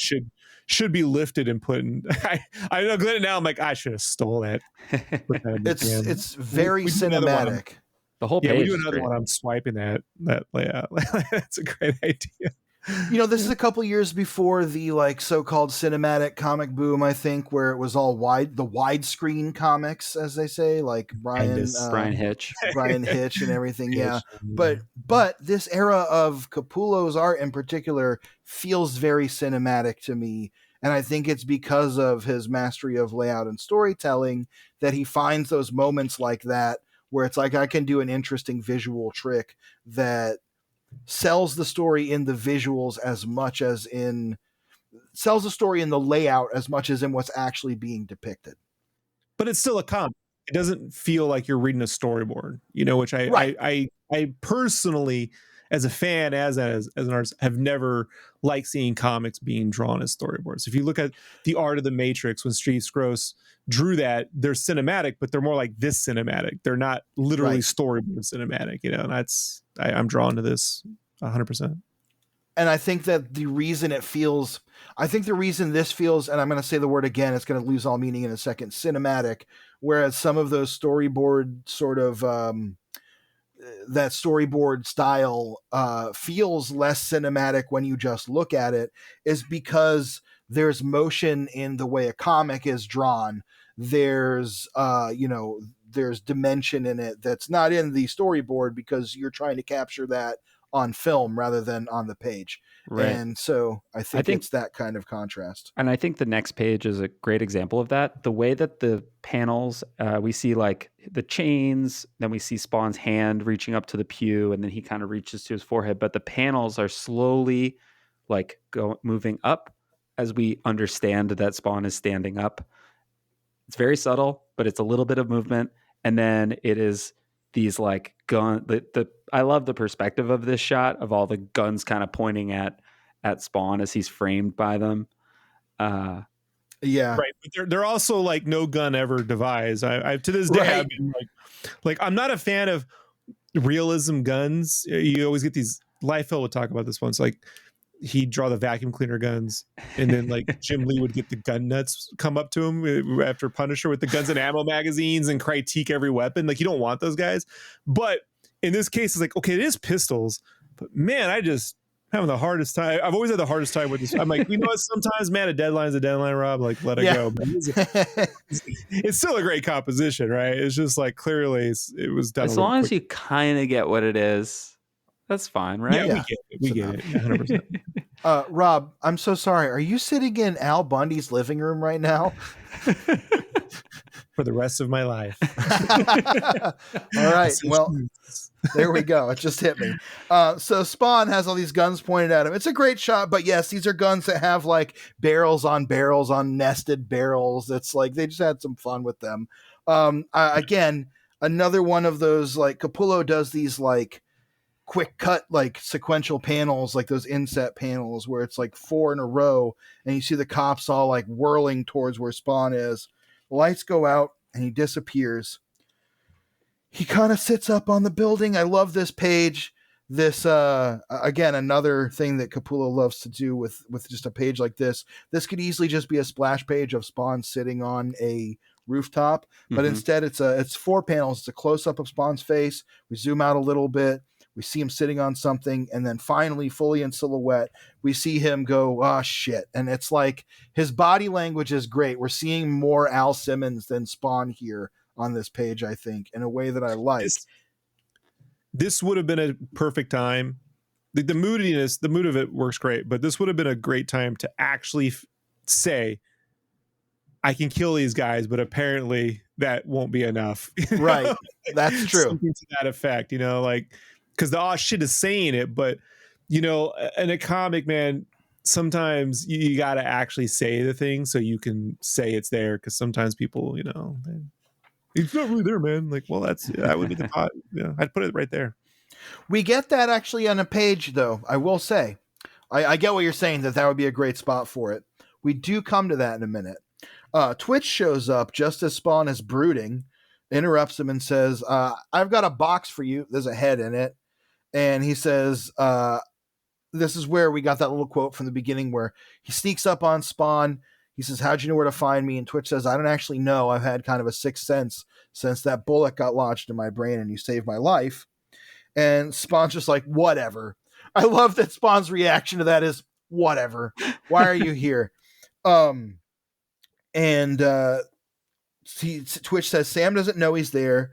He is like, "Okay, look, it's about this box. There's a severed head in it. It's a gift from Billy Kincaid. We didn't know what to do with it. We can't go to the police." And again, Spawn is just like, "Fine, I'll take care of it. Anything else?" Spawn is just very dismissive here because he's in his feelings. And Twitch says, "I know what's going on. I know about Kincaid. He's back somehow to take revenge on all who wronged him." And Spawn says, "Your sixth sense tell you that too? I thought killing him was the right thing to do. It only made him stronger."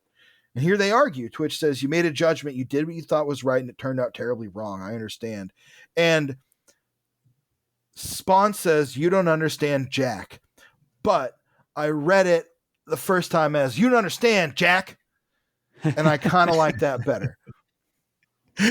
I also like my sixth sense, told me that all the signs are there, that maybe defeating him would be unbreakable, Right.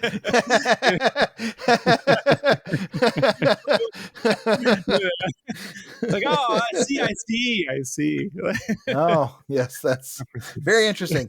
But Twitch has this bonding moment with Spawn where he says, "Look, I've read your file. I know what you're about. I know what you lost, because I have that to lose too. Here's my wife and my kids. That's my Helen." And just as Twitch is showing them that, we cut to Helen and some of the kids leaving what we can assume is the American Museum of Natural History, because she says, "What'd you like best about the museum?" And he says, "I like the dinosaurs best," which I like the dinosaurs too. Stegosaurus, that's my favorite. Shout out to my old job. That's right. So they're on their way home, and she's talking to the kid, and he's into Tinky Winky, which that will also this immediately grounded me in a time and place, because at the time Teletubbies was back when you were really into Teletubbies. Yeah, well, when Teletubbies was super popular, my baby sister was like 2 years old, 1 year old. So like she had a Tinky Winky like this, I guess. I was immediately just brought right back to that nostalgia.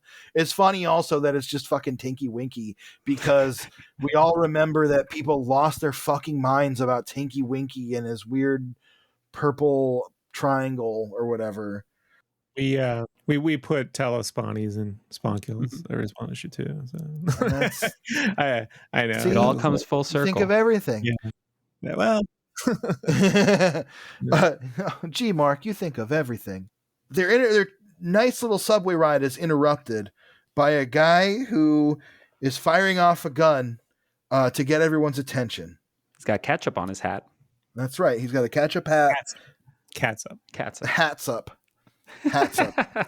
And he says, ladies and gentlemen, may I please have your attention? We regret to inform you this train has been unavoidably delayed. Showtime was a lot different in the 90s. That's right. I'm not gonna lie to you. When this sequence occurred, I remember at the time going, "Oh man, they put the money train in this issue. Oh, I love the money train, right? I love the money train."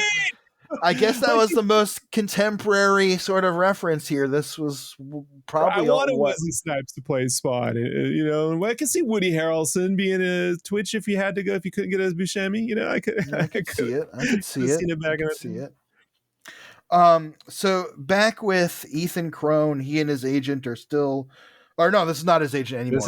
This is specifically not his agent at all. Back with Ethan Crone, he's talking to another woman. She's showing up at his house. She's a sex worker apparently, but he's writing about the Hellspawn and how it is ultimately a metaphor for the collective shadow of a declining age, which, boy, if you thought we were declining in 1999, 2000, I hope you're still alive today. But he's writing about Spawn, and he's got a Spawn eyewitness who says that Spawn is 10 feet tall, built like a tank. He has a 3-headed dog with bat wings. They say he lives in a palace built out of human bones down in the sewers. But I think that's a bunch of talk. Some of this, I like this, that we get sort of the public perception of Spawn, because you see how the things that do exist, like his throne of corpses in Rat City, has become like, oh, he sits on a pile of bones in the sewer. Finally, he stops writing, and I like that she's like, what's it about? And he says, it's a hooker with a heart of gold. I'll send you a copy. And she says, don't talk to me like that. I have a master's from Vassar, smartass. Which, we've seen some sex workers portrayed in Spawn before. Most of them don't get to quip at all. So at least she gets her jokes in. She also stays alive. So yes, that's rare. So far. We don't know what Ethan Crone's going to do in the next issue. But he says, I'm writing about the end of the world. And she says, no wonder you're so tense. Are you ready now? And he says, hold on. Big Connie Chung fan. Yep. He says, now hold on. I got to watch Connie Chung. And he turns it on to find out about the hostage situation that's happening on the train. We cut back there. He's saying, don't talk to me like that. Oh, sorry. Go ahead. So I'll just put this here. I've been waiting for this scene. So it wasn't at the time, but I'd say around 2008, 10-ish, whenever I found out the extent of the Neil Gaiman Todd lawsuit, I wondered, is Ethan Crone Neil Gaiman? Like we mentioned that in the last issue. Yeah. We mentioned that in our last episode, that like he's a Neil Gaiman looking motherfucker. Was he taking shots at him? Like, you know, and then just didn't go through with it, you know, like at some point, because the character sort of disappears, right? Like, always felt like he wanted to go further, and someone say, hey man, just we got enough going on. Like, why do you got to add this complication?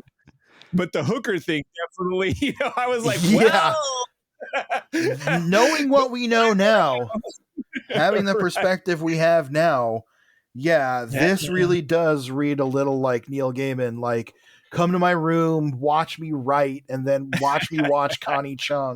So weird. If he had made her call him master, I would have been, well, that sells it, you know? Yeah, I mean, that's it. But yes, no, you're not wrong. You picked up on those vibes, and so did we. Hadn't talked about it yet this episode, but for listeners of our previous episode, which we just recorded, which was our 50th episode, you can hear us talk about how Ethan Crone does seem like a Neil Gaiman-esque motherfucker, and he's all flowery, and the way he writes is very purple. So, you know, there could be something there. And if you rearrange the letters of Neil Gaiman, it spells Ethan Crone. That's exactly right. If you rearrange them, take some away, and change some of them, you can spell almost anything. So they're back on the train where this guy's holding everyone hostage, and he says, I'm the king of the underworld. I'm God here. My word is law. He says the cops better keep their distance or he's going to start shooting. He says, screw Tom Wolfe. I'm the master of the friggin' universe. This guy tries to sneak up on him, shoots him in the knee, or he shoots the guy in the knee, and he says, anyone else want to be a hero? Both knees, which is crazy. Oh, that's true. Pretty standard kind of like hostage scene from a 90s action movie here, the guy trying to play hero. Yep. So the guy holding the train hostage starts talking on about how he's God, and he's saying, what if I asked you to stomp on this guy's legs for your freedom? Would you do it? If I asked you to stomp him to death for your own freedom? And he says, we're negotiating. This whole scene is feels like a scene from a movie today. It's a little prescient in the writing. I don't recall a lot of there's a movie, oh God, what's it called, that I watched recently from the last few years about what's that? Elf. It's Elf. That's right. I watched Elf, and in Elf, Buddy the Elf holds this train hostage, forces them to negotiate, and it's a movie. It's so good. I cannot remember the name of the movie, and I'm going to remember it as soon as we're done with this. But maybe it's even just like The Game, or it's not The Game with Michael Douglas. Anyway, this the premise is this rich guy invites everyone over for dinner, played by Jeffrey Combs, and he makes them wager and bargain on each other's safety and committing violence on each other to earn their own safety. And it kind of reminded me of that, but way earlier. That was me rambling a lot about bullshit. Anyway, this is a cool scene. You're not wrong in that there was that classic short story, I don't know, where they're at a dinner and then they got to hunt one of them down kind of thing. Right. The movie The Pest was based off that short story, and there's an issue of Spawn where they all go to this rich people's island dinner and they're doing that there.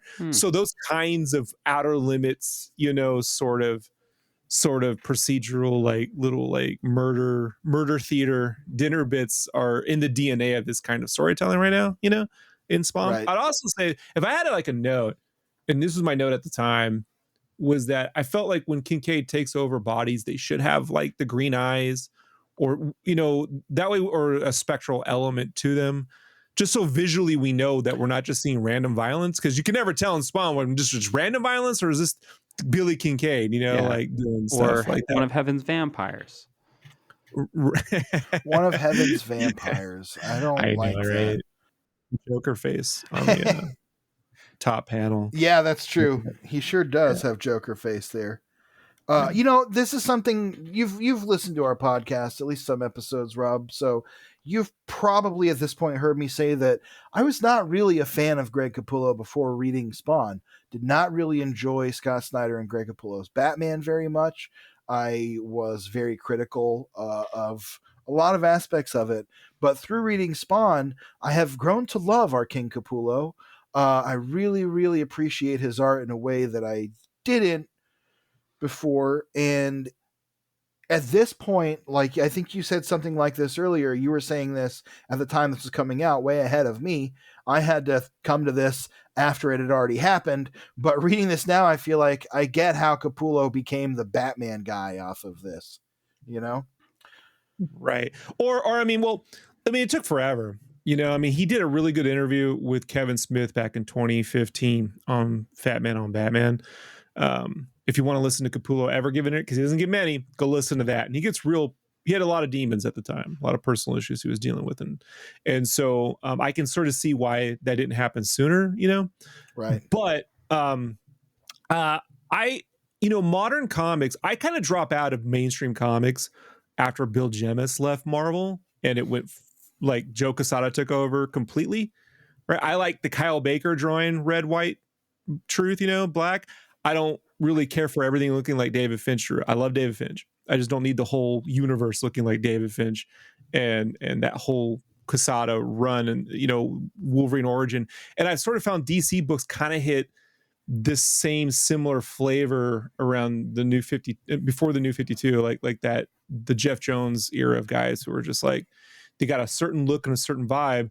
And so when Court of Owls comes in, I jump on it because I know Greg, I'm like, finally he's going to draw Batman. And I'm reading it. I'm like, this is exactly what I was expecting to see, and just watching the fans. I was at E3 at that when it hit, and even comic book fans were like, I just don't, why is it so cartoony? It doesn't look like blah, blah, blah, blah, blah. I'm like, you love the Batman animated series. I didn't see anyone complain about Bruce Timm drawing Batman and telling me it didn't look like Batman, So just think like at some point comics stopped looking comic-y and started looking more like storyboards for movies, because that's what they were sort of, you want to picture like a movie, make it look like a movie. The Joss Whedon, John Cassidy stuff, John Cassidy's a brilliant artist, but it's a boring comic for me to look at, whereas if I go and look at Adam Kubert laid out X-Men anything, it's dynamic, insane perspective, and it's the drawings filling in gaps, and that's what Capullo does. His drawing, as you said, it moves, but it fills in things that aren't being drawn. It doesn't require you to see frame by frame by frame by frame by every time to link things up in the way that a storyboard might for notes. So. That's always my case for whenever anybody really likes art that is hyper realistic, that I'm like, I can go outside and see that. I already can see real life. I don't need to see it. Like, and I love stuff like Alex Ross, right? Like, but even that is extremely stylized in a certain way, but people hold that up as like, well, this is exactly what it would look like if Superman was real.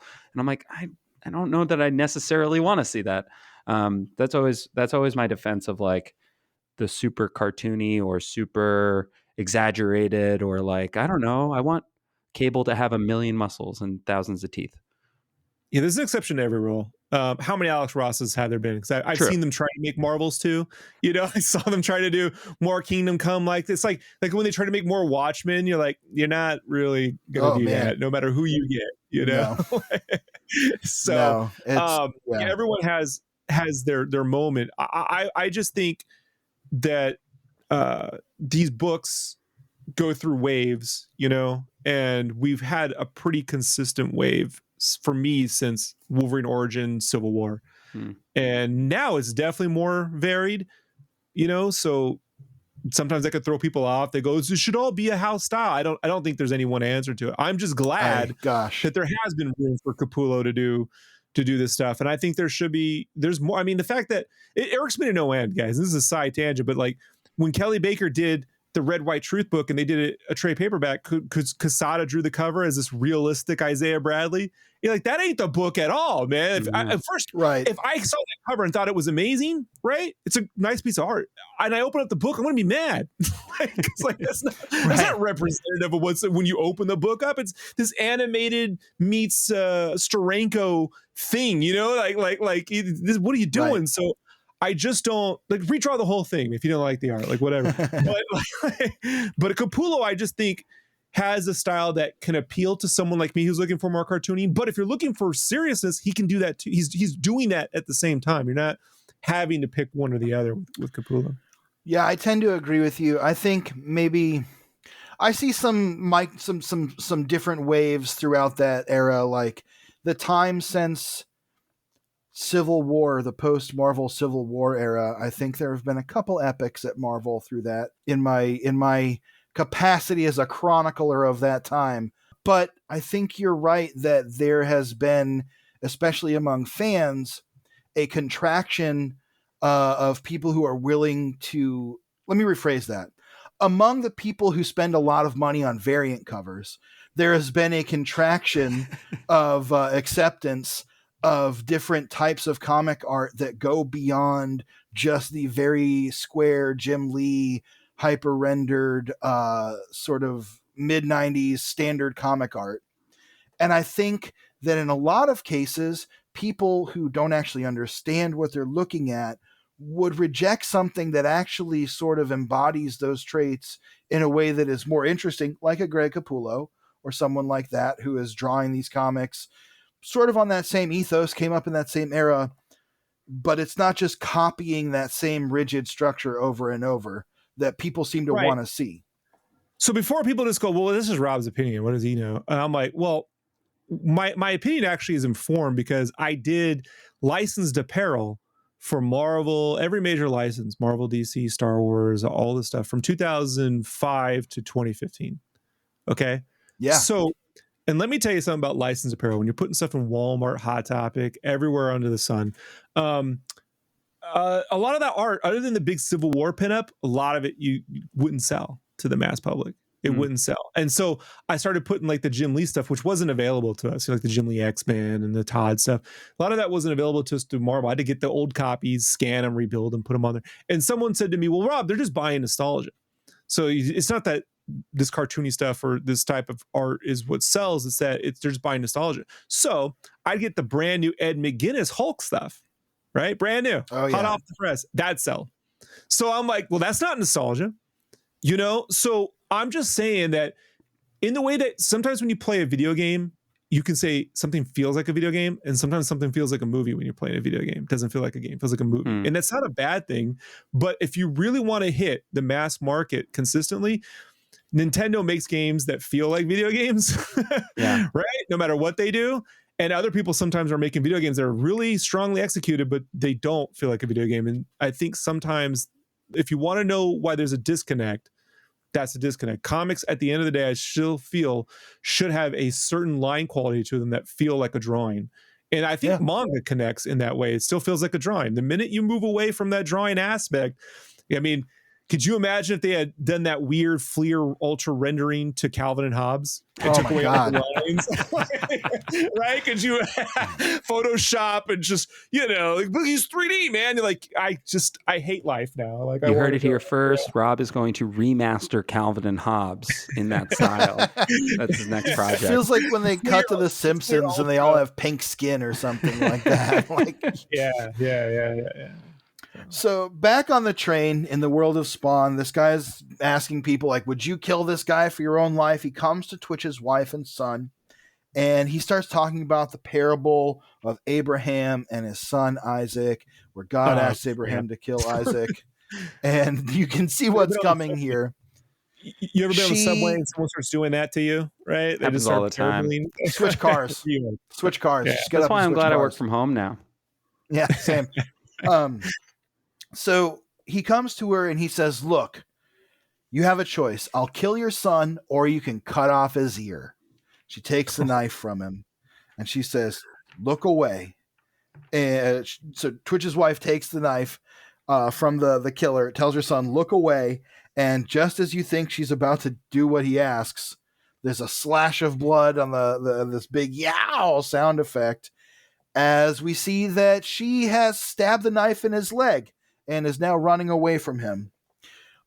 We get this cool sequence of panels where he's saying, big mistake, lady. Now I'm a wrathful God. And it's all happening in silhouette. The lights go out. Spawn appears, yanks the guy up with his chains. And he says, get out of him, Billy. And he tries to exorcise Billy Kincaid from this guy's mind. Incredible panel. Cool I was Spawn. going to say, I love that panel. Love his hands. So sick. Yeah. I actually really like the last panel, the low angle shot with his brow. I think that's a master work in inking. It's a very subtle shot, but to get the 3-dimensionality in Spawn's head right there, that low angle. Yes. Very, very, very well done. Also, the way they work the gritty panel behind, it goes behind Spawn's cape, right? Like his head shot. Yeah, that's pretty awesome. Very nice. So the guy dies anyway. Spawn's like, don't you go dying on me, mister. But he drops dead as Billy leaves his body. We see that he's got the symbol, the devil inside symbol on him. Twitch's wife comforts her son as Spawn looks down on them through the hole in the top of the subway roof that he came through. And as he bounds out, Billy is waiting there for him as a ghost. He's a little more spectral here, but you're right. They did lose the blue glow through this whole issue. The coloring doesn't look quite as cool. I suspect a note. Yeah, I think you're right. I disagree with that note. Yeah. But Billy says, nice try, Hellspawn. He belongs to me now. One of us, all, freaks, Todd Browning style. Okay. Question. I've been wanting to get to this panel. Okay. When I read this again, in my mind, I was like, oh, that's from Toy Story. Right? I thought when Buzz Lightyear sees the little aliens, or like they called him one of us, I had this distinct remembering. So I looked it up because I'm like, I don't want to say that on the podcast and it's not in the movie. Not in the movie at all. It's from a movie called Freaks from 1939. But I found a Reddit thread where people swear they saw this in Toy Story. So now I'm wondering, was there a deleted scene? Like, because I'm not the only one, right? And then I asked my wife, I'm like, you remember Toy Story, the one of us? She's like, oh yeah, I remember that. I'm like, No, Mandela effect or something. Like there's like Wow. maybe Yeah, I wait. don't believe The little aliens say one of. Wait, no, they don't. No, they wait. don't. They definitely right. don't. There's got to be another movie where something similar happens, but definitely I think of Freaks. Go ahead. For the Freaks bit is where it comes from. It comes from Freaks. Yeah. But I which I hadn't seen since high school. I had to go back and look at the clip. But I had that one conspiracy theory I subscribed to is when they turned on the Large Hadron Collider. And I wonder if it's split and the people that remember Bearstein Bears and Berenstein Bears, like I'd love to get like how many people remember the One of Us too? And is there correlation? Like, can you divide them up? Like yeah, I always think of Freaks or the Ramones. The Ramones song, are quoting Freaks. Yeah. The Ramones are quoting. Well, they put it in the Clerks cartoon. They did put the One of Us in the Clerks cartoon. That's true.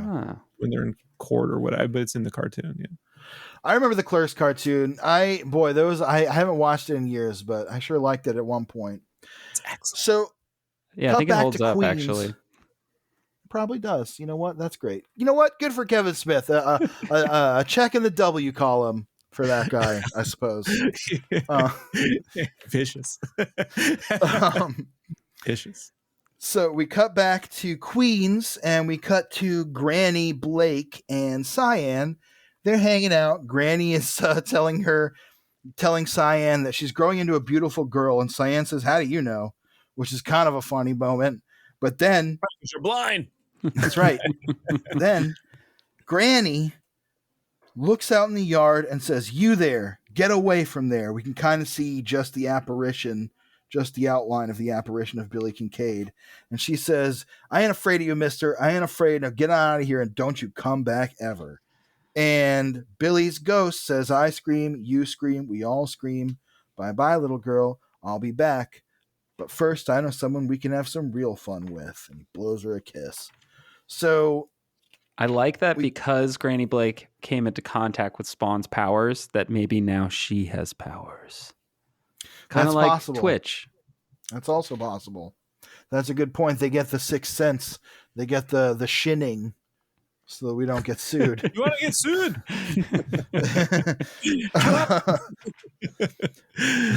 So we get to the final page of the issue of Spawn number 82, and we finally get back to Mr. Big Bad Window himself, Wolverine. Jason Wynn. That's right. Most Wolverine Jason Wynn, who does have Wolverine hair now. That's true. Yeah. And we haven't seen Jason Wynn in a while. It's been quite the last time we saw him, he was being pestered by Clown and sort of given these ultimatums by Spawn. So we'll see what happens. And of course, we all know, as we recall, that Billy Kincaid is all wrapped up in the machinations of Jason Wynn and his weird political cobwebs. So I'm excited to see where that goes. Hopefully Clown will be back. Maybe we'll see. We'll see what happens. I'm shocked. I stopped reading Spawn after Medina left for a while because it was realistic art. I didn't care for it. And I protest with my dollars. But I was like, as far as I remember, they never once made the joke, Jason lose, right? Like, Jason lose, and then like... Oh, boy. Wow. Well, you heard it here first, folks. Yeah. Considering how compelling I find Jason Wynn, it's more like Jason Wynn, more like readers lose. Wah, wah, wah. Well, Pierce, what do we have in the way of back matter here? In the way of back matter, in the blah, blah, blah, we have Terry Fitzgerald explaining that Todd has bought so many baseballs, which is pretty great. And that he's taken living in a kingdom of baseballs. He's taken them on tour across all of the Major League Baseball stadiums, and even Todd trying to spread America's pastime to Canada. He's taken them to cities in Canada that do not have baseball teams, like Vancouver. So Todd out there trying to maybe start his own expansion team at this point. It's unclear. I wish he would do it. Honestly, me too. He was a minority owner of the Edmonton Oilers for a little while, and he did design one of their third jerseys in the 2000s. So it's the weird gear one, the gear oil slick one. Here's a really funny letter in the spawning ground. Dear Todd, my name is Jason Stokely. I'm 11 years old. I'm a big fan of Spawn comics. I collect back issues as well, but the real reason I'm writing this letter to you is because of prejudice. Like my mom. She makes me so mad. She hates Spawn and hates for me to like the comic or you, but what really makes me mad is she doesn't know a thing about Spawn. All she knows is that he is from hell, and she thinks that's all she needs to know. I was just wondering if you have to deal with prejudice, and how. Another thing, please make another comic like issues 29 and 30. I like it when Spawn helps people. I also liked issue 4. It was packed full of action. I plan on meeting you one day when I'm an adult. My first issue is framed on my wall, waiting for you to sign it. Thank you for listening. Sincerely, Jason Stokely. I have to say a couple things. I have to. First off, I love that the 11-year-old mind learns about prejudice and is like, It's like, and that's my happening mom's to me. prejudice against Spawn. I'm facing prejudice now. As a conservative, only when it affects them. Also, 20. Correct me if I'm wrong. That was the Spawn Across America. Yes, it is. He did not help anyone. Not He really. committed brutal murder and was responsible for horrible child endangerment. He did turn a white man into a black man also. Yeah. He sure did. Yeah. He sure did. Yeah. Todd says, Jason, it seems to me that you have the same problem with your mom that every other adolescent does while he's growing up.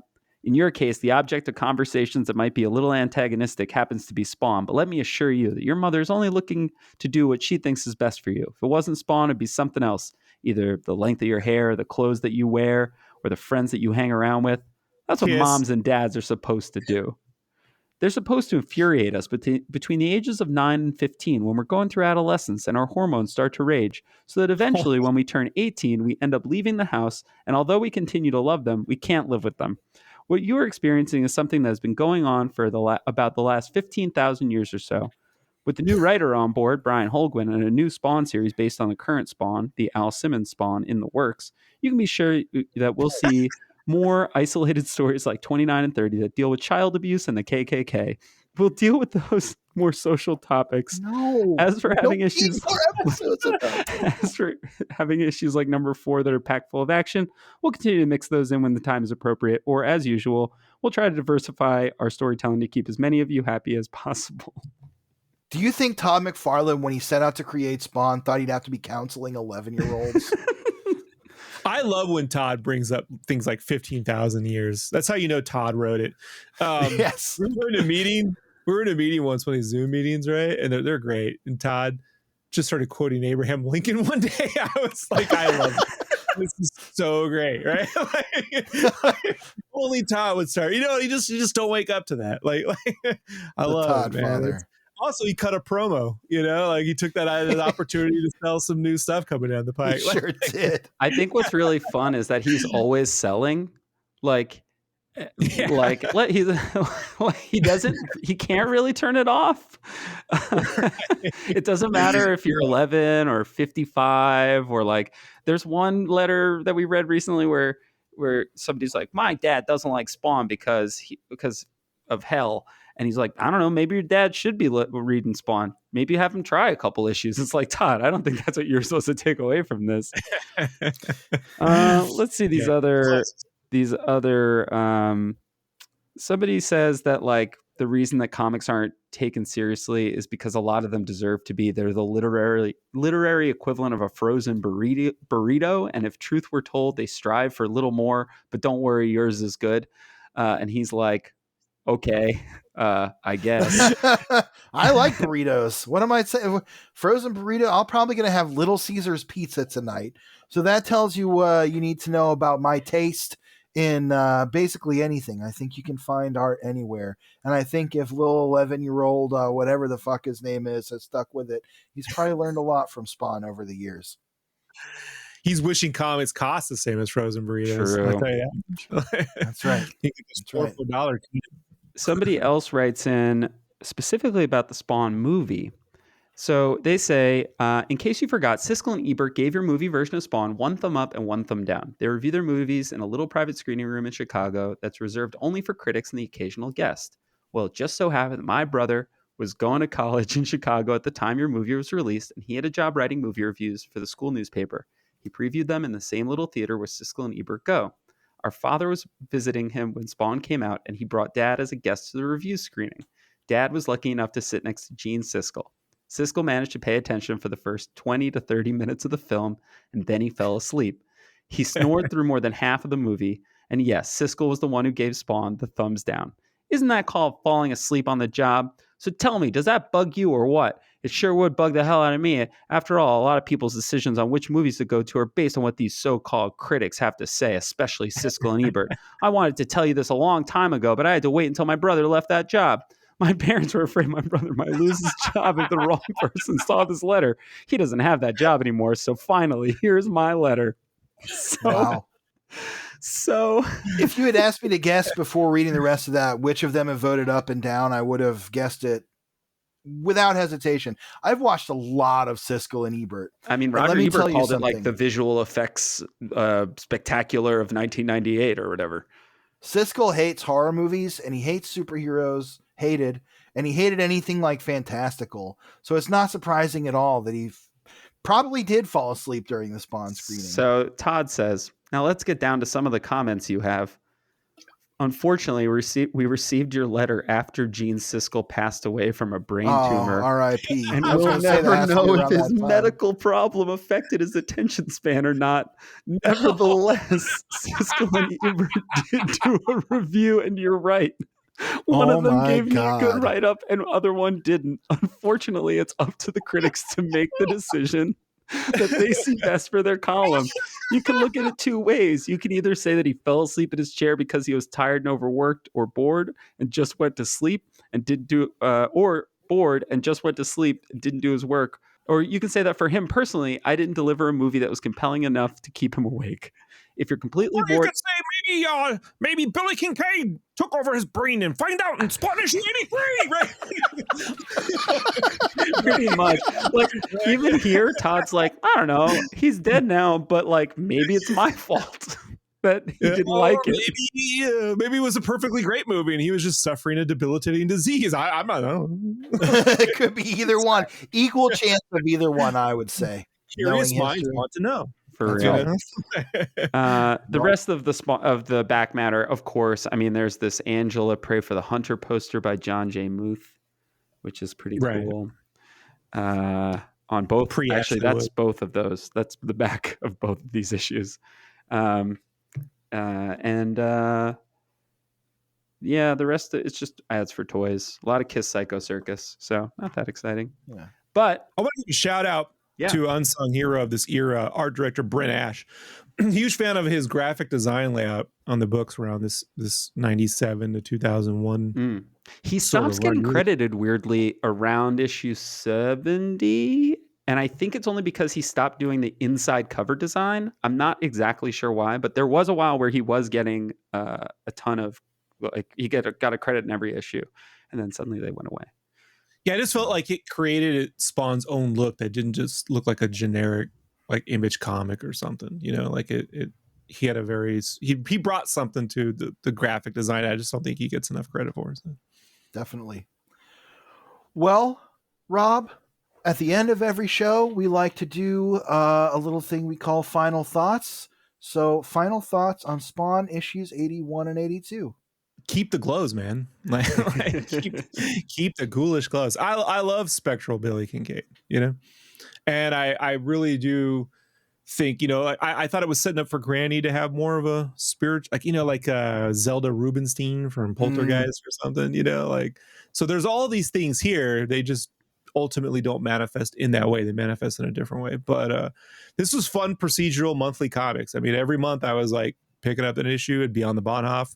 You know, I'd have my coffee and my little baguette or whatever, and would read Spawn, and some of the happiest little moments of my life, dude. So I think this was a fun reread, and I love the art, love the colors. I think they hold up, you know. So overall, if I had to give it a rating out of Spawn comics, you know, it's a solid 7 or 8 out of 10. You know, like, you know, it's not blowing you away, but it's not. There's just solid stuff. You can't complain. I think we've talked about the fact that most comics kind of live in that range. Like if they're readable and you want to read them every month, that's where they live, is like that 6 to 8 out of 10 range where you're just like, yep, want to find out the next thing. Some of my favorite video games would usually get like a 7.4, 7.5, like Pilot Wing 64. Oh, 7. I love that game. You know what I mean? But even Wave Race got a 7 at the time. That's like it criminal. wasn't, you know, that's a 10 out of 10. But right. So I'm like, some of my favorite games weren't the ones that got the 10s, you know, and you can't write a 10 every like that doesn't, you know, but this is a solid procedure. And go, if you don't believe me, folks, go open up a DC comic around 1999 and get back to me. You know, I'll wait to see what that read like, you know. I think that's what's really interesting is reading these comics. I guess to kind of get into my final thoughts is like reading these books, the procedural aspect is absolutely there. We've talked about, and especially with around 87 is that when the Sam and Twitch series starts with Brian Michael Bendis. We're a few years away from Marvel Knights happening and like sort of the rebirth of Marvel Comics as a more of an industry leader, kind of coming out of their bankruptcy. And so in a way, Spawn is still sort of leading the way for the industry. Maybe it's not selling 1.25 million copies every issue like it was when it first came out, but it is definitely setting the tone, and it is, it's borrowing from things like Seven and the X-Files and trying to find its footing in that world, right? X-Men was borrowing from the Brood and a bunch of other. Yeah, I mean, 100%. Whatever Chris Claremont saw at the movies that week. A year and a half of Aliens ripoffs, you know, you had to deal with back in the day. You know, my uncles complained endlessly about it. Yeah. But Jason Wynn's back, which feels like, okay, how does he fit into where the book has taken us to this point, right? It's fun to get back to him. That kind of probably means that Clown's is pretty close behind. So again, I'm showing up at the shop every week in 1999 now to see what happens next. George, how about you? Yeah, I'm going to say the same thing. I think that you guys covered a lot of like the really pertinent things to say about these issues, but what's important here is that these are good comics and they're fun to read. They look cool. They are intriguing, and reading them now, I feel the same sort of pull of like, okay, what's going to happen next that I hope to get when I'm reading monthly comics. I mean, you know, like you said, not every comic is a masterpiece. What actually makes a good comic is that it makes you want to read another comic. That's my opinion. I think these are working great. You know, this is Spawn in a very cool and interesting era, and I'm glad we're getting to read it. So that's my final thoughts. Hell yeah. Well, before we go, we've been doing this for a while, and I don't want to take up too much more of Rob's time. Usually we do recommendations, but we have a great guest today. So Rob, please, any plugs you want to make Spawn kills every Spawn. Hell yeah. Spawn kills every Spawn. Trade paperback is due out in the summer. God knows why it's taking that long. If there is a comic book industry, who knows how that's going to work out, you know. But God willing, we'll get that one out. But if you can't, grab Todd the 5 willing. issues while you can. Todd willing, right? That he should have coined that a long time ago. But no, it was a lot of hours went into that. So even if you don't like it, just buy it to support me. How about that? Hell yeah. There we go. All right. Well, you know, I don't have any recommendations this week other than Spawn kills every Spawn.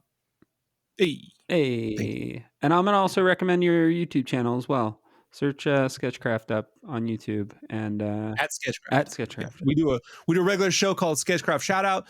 We just did the Creech. If you're interested in Capullo, we got color guides from Joe Chiodo coming out this week. Oh, wow. Right. Awesome. So if you want to see some actual physical color guides, and then we also compare them to the final stuff. So that's going to drop this week. And then we're going to get into, to wrap it up, to tie it all back to this, I didn't think about this. Wizard Magazine did a special once on inking Grey Capullo. They got 5 different inkers together, right? Scott Williams, Danny Miki, Jimmy Palmiotti, and 2 other guys I can't remember. And there was a whole thing on inking, and they never once mentioned the artwork, and they never really show the whole artwork in full. It's really weird. But I own the Scott Williams inked Capullo, right? I got it from a collector during COVID who was just blanket selling everything because he needed the money, and I got it for like $400. Wow. It's obviously the only time Scott Williams ever inked Grey Capullo. So I own that sucker. And so me and Roman, Uncle Jerk, we read the article, and it's going to be hilarious, guys. You know, it's probably the funniest thing we've done yet. And I'm going to start reading more of these Wizard articles, much like how you read the letters column today. There's some nuggets of genius in this stuff if you actually know how to read it and you know what you're reading. Oh man. But that's coming out as well. So if you want to see that, Very cool. and I show off my Capullo ink stuff up close if you want to see what that looks like. Awesome. It's fantastic. Cool. That's awesome. Yeah, if you want to learn more about art, then obviously I know, then definitely check that out, because it's always fun having an artist. Like, listen, I can't draw.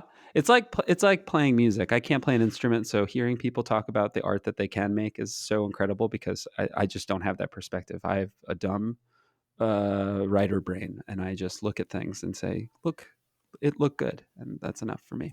This is where the money happens in the script. Like, what does that mean? God, what does that mean? Leave space. Listeners, thank you so much for listening. Rob, thank you so much for taking the time to hang out with us and talk through these two issues. It's been so cool. It's been so insightful. Folks, if you like our show, you can rate, review, subscribe as a review, as Rob has in the past on Apple Podcasts, Spotify, wherever you get your podcasts. That's super helpful for the show.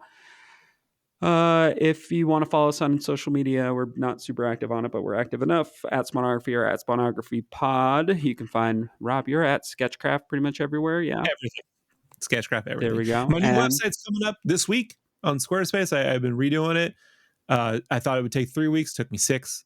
But I'm launching it somewhere between Monday and Wednesday. So I'll have a lot of Spawn, Kills Spawn. There's a section on there with tons of behind the little scene stuff. Oh, yeah. If you want to see sketches and stuff, there's all sorts of things in there. So awesome. And if you eventually want to get a Spawn Kills Every Spawn commission or something, that'll be the place to do it. It's sketchcraft.com. And I'm Sketchcraft on every social media thing there pretty much is, except for X. I'm not there. Sweet. And if you want to send us an email, spawnographypod@gmail.com, if you want to have us read your letter to our spawning ground, then you can. Anyway, that's it for us. George, as always, for Todd so loved the world, he gave his only begotten spawn. See you later, Hellspawn. Spawnography!